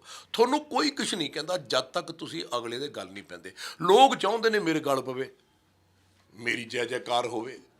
ਜੇ ਮੈਨੂੰ ਕੋਈ ਕੁਛ ਕਹੇ, ਭਾਵੇਂ ਮੈਂ ਸਟੇਜ 'ਤੇ ਖੜਾ, ਕਿਤੇ ਵੀ ਖੜਾ, ਭਾਵੇਂ ਮੈਨੂੰ ਕੋਈ ਗਾਲ ਕੱਢ ਜੇ, ਭਾਵੇਂ ਜੋ ਮਰਜ਼ੀ ਕਹਿ ਜੇ, ਮੈਂ ਕਦੇ ਵੀ ਉਸ ਬੰਦੇ ਵੱਲ ਧਿਆਨ ਨਹੀਂ ਦਿੰਦਾ ਔਰ ਇਹੀ ਕਹਿਣਾ ਚਾਹ ਜਿਉਂਦਾ ਵਸਦਾ ਰਹੇ। ਸੋ ਮੈਂ ਸਮਝਦਾ ਕਦੇ ਵੀ ਇਹ ਕੰਮ ਨਹੀਂ ਹੋ ਸਕਦਾ। ਜੇ ਤੁਹਾਨੂੰ ਕੋਈ ਧਮਕੀਆਂ ਦੇ ਰਿਹਾ, ਕਰ ਰਿਹਾ, ਉਹ ਹੱਦ ਹੋ ਗਈ। ਇਹਦਾ ਮਤਲਬ ਵੀ ਆਪਣਾ ਘਰ ਛੱਡ ਕੇ ਚਲੇ ਜਾਈਦਾ। ਕਿਉਂਕਿ ਪੰਜਾਬ ਦੇ ਮੁੰਡੇ ਬਾਹਰ ਵੱਲੋਂ ਹੁਣ ਬਹੁਤ ਜ਼ਿਆਦਾ ਰੁਝਾਨ ਕਰ ਰਹੇ ਨੇ, ਖਾਸ ਕਰਕੇ ਲਾਅ ਐਂਡ ਆਰਡਰ ਸਿਚੁਏਸ਼ਨ ਨੂੰ ਲੈ ਕੇ। ਹੁਣ ਤੋਂ ਨਹੀਂ ਹੋ ਰਿਹਾ, 70 ਸਾਲ ਤੋਂ ਹੀ ਕੁਝ ਹੁੰਦਾ ਆ ਰਿਹਾ। ਹੁਣ ਇਸ ਕਰਕੇ ਉਹ ਜਿੱਥੇ 10 ਵੀਜ਼ੇ ਲੱਗਦੇ ਸੀ 100 ਲੱਗਣ ਲੱਗ ਗਏ। ਮੈਨੂੰ ਦੱਸੋ ਜਾਣਾ ਕਿੱਥੇ ਹੈ? ਧਰਤੀ ਮੁੱਕ ਜਾਣੀ ਭੱਜਦੇ ਕਿੱਥੇ ਭੱਜੋਗੇ? ਆਪ ਦਾ ਘਰ ਛੱਡ ਕੇ, ਭਾਵਾਂ ਚੰਗਾ ਮਾੜਾ। ਦੇਖੋ ਜੀ, ਮੈਨੂੰ ਤਾਂ ਦੇਸ਼ ਆਪਣਾ ਬਹੁਤ ਪਿਆਰਾ ਹੈ, ਮੈਂ ਆਪਣੀ ਗੱਲ ਕਰ ਸਕਦਾ। ਮੈਨੂੰ ਤਾਂ ਆਪਣਾ ਪੰਜਾਬ ਬਹੁਤ ਪਿਆਰਾ, ਮੈਂ ਤਾਂ ਛੱਡ ਕੇ ਕਿਤੇ ਨਹੀਂ ਜਾਣਾ, ਇੱਥੇ ਰਹਿਣਾ, ਭਾਵਾਂ ਜੋ ਮਰਜ਼ੀ ਹੋ ਜੇ। ਲੇਕਿਨ ਹਾਂ, ਮੇਰਾ ਸਿਰਫ ਇੱਕੋ ਹੀ ਕੰਮ ਹੈ, ਜਵਾਨੀ ਨੂੰ, ਲੋਕਾਂ ਨੂੰ, ਧੀਆਂ ਭੈਣਾਂ ਨੂੰ, ਸਭ ਨੂੰ ਅੱਛੀ ਗੱਲ ਸਿਖਾਉਣਾ, ਰੱਬ ਨਾਲ ਜੋੜਨਾ, ਗੁਰਬਾਣੀ ਨਾਲ ਜੋੜਨਾ, ਆਪਣੇ ਆਪਣੇ ਈਸ਼ਟ, ਆਪਣੇ ਆਪਣੇ ਧਰਮ ਨਾਲ ਜੋੜਨਾ, ਸਾਰਿਆਂ ਨੂੰ ਇਕੱਠੇ ਰੱਖਣਾ, ਸਾਰੇ ਧਰਮਾਂ ਨੂੰ ਨਮਸਕਾਰ ਕਰਨਾ। ਮੈਂ ਤਾਂ ਇਹ ਰਾਹ ਫੜਿਆ। ਜੇ ਕਿਸੇ ਨੂੰ ਚੰਗਾ ਲੱਗਦਾ ਫੜ ਲਓ ਭਾਈ, ਨਹੀਂ ਚੰਗਾ ਲੱਗਦਾ ਫਿਰ ਤੁਸੀਂ ਜਾਣੋ ਤੇ ਰੱਬ ਜਾਣੇ, ਮੈਂ ਤੇ ਇਹਦੇ ਵਿੱਚ ਕੁਝ ਨਹੀਂ ਕਰ ਸਕਦਾ। ਠੀਕ ਹੈ, ਬਹੁਤ ਬਹੁਤ ਧੰਨਵਾਦ ਸਿੰਘ ਜੀ। ਸਾਰੇ ਵਾਹਿਗੁਰੂ ਜੀ ਕਾ ਖਾਲਸਾ, ਵਾਹਿਗੁਰੂ ਜੀ ਕੀ ਫਤਿਹ। ਸੋ ਇਹ ਸਨ ਸਾਡੇ ਨਾਲ ਫਿਲਮ ਅਦਾਕਾਰ ਯੋਗਰਾਜ ਸਿੰਘ, ਜਿਨ੍ਹਾਂ ਨੇ ਦੱਸਿਆ ਕਿਸ ਤਰੀਕੇ ਦੇ ਨਾਲ ਮੁਲਾਕਾਤ ਹੋਈ, ਜਦੋਂ ਸਿੱਧੂ ਮੂਸੇਵਾਲੇ ਦੇ ਪਰਿਵਾਰ ਦੇ ਨਾਲ ਮੁਲਾਕਾਤ ਹੋਈ ਤੇ ਕੀ ਮਾਹੌਲ ਸੀ, ਕਿਸ ਤਰੀਕੇ ਨਾਲ ਇੱਕ ਮਾਂ ਨੇ ਆਪਣਾ ਦਰਦ ਬਿਆਨ ਕੀਤਾ, ਤੇ ਨਾਲ ਪੰਜਾਬ ਦੇ ਨੌਜਵਾਨਾਂ ਨੂੰ ਇੱਕ ਬੇਨਤੀ ਜ਼ਰੂਰ ਕੀਤੀ ਹੈ ਕਿ ਰਲ ਮਿਲ ਕੇ ਚੱਲਣਾ ਚਾਹੀਦਾ। ਤੇ ਈਰਖਾ ਜਿਹੜੀ ਆ ਪੰਜਾਬੀਆਂ ਦੇ ਵਿੱਚ, ਜਿਹੜੀ ਈਰਖਾ ਹੋ ਜਾਂਦੀ ਕਿਉਂਕਿ ਕਿਸੇ ਦੀ ਸਕਸੈਸ ਦੇਖ ਕੇ ਕਿਤੇ ਨਾ ਕਿਤੇ ਇਹ ਗੱਲ ਜ਼ਰੂਰ ਸਾਹਮਣੇ ਆਉਂਦੀ ਕਿ ਉਹ ਵੱਡਾ ਕਿੱਦਾਂ ਹੋ ਗਿਆ, ਉਸ ਨੂੰ ਕਿਤੇ ਨਾ ਕਿਤੇ ਛੱਡਣਾ ਬਹੁਤ ਜ਼ਰੂਰੀ ਹੈ ਤੇ ਰਲ ਮਿਲ ਕੇ ਚੱਲਣਾ ਬਹੁਤ ਜ਼ਰੂਰੀ ਹੈ। ਨਹੀਂ ਤਾਂ ਜੇਕਰ ਗੱਲ ਕੀਤੀ ਜਾਵੇ, ਜੇ ਪੰਜਾਬ ਦੇ ਜਿਹੜੇ ਮੁੰਡੇ ਬਾਹਰ ਜਾ ਰਹੇ ਨੇ, ਉਹਨਾਂ ਨੂੰ ਕਿਤੇ ਨਾ ਕਿਤੇ ਇਹ ਜ਼ਰੂਰ ਸੋਚਣਾ ਚਾਹੀਦਾ ਕਿ ਪੰਜਾਬ ਜਿਹੜੀ ਉਹਨਾਂ ਦੀ ਆਪਣੀ ਧਰਤੀ ਹੈ, ਪਹਿਲੇ ਉਸ ਦੀ ਸੇਵਾ ਕਰਨੀ ਬੇਹੱਦ ਜ਼ਰੂਰੀ ਹੈ। ਕੈਮਰਾ ਪਰਸਨ ਪ੍ਰਵੀਨ ਦੇ ਨਾਲ ਸਾਹਿਲ ਨਰੂਲਾ, ਸਕਾਈ ਨਿਊਜ਼ ਪੰਜਾਬ, ਚੰਡੀਗੜ੍ਹ।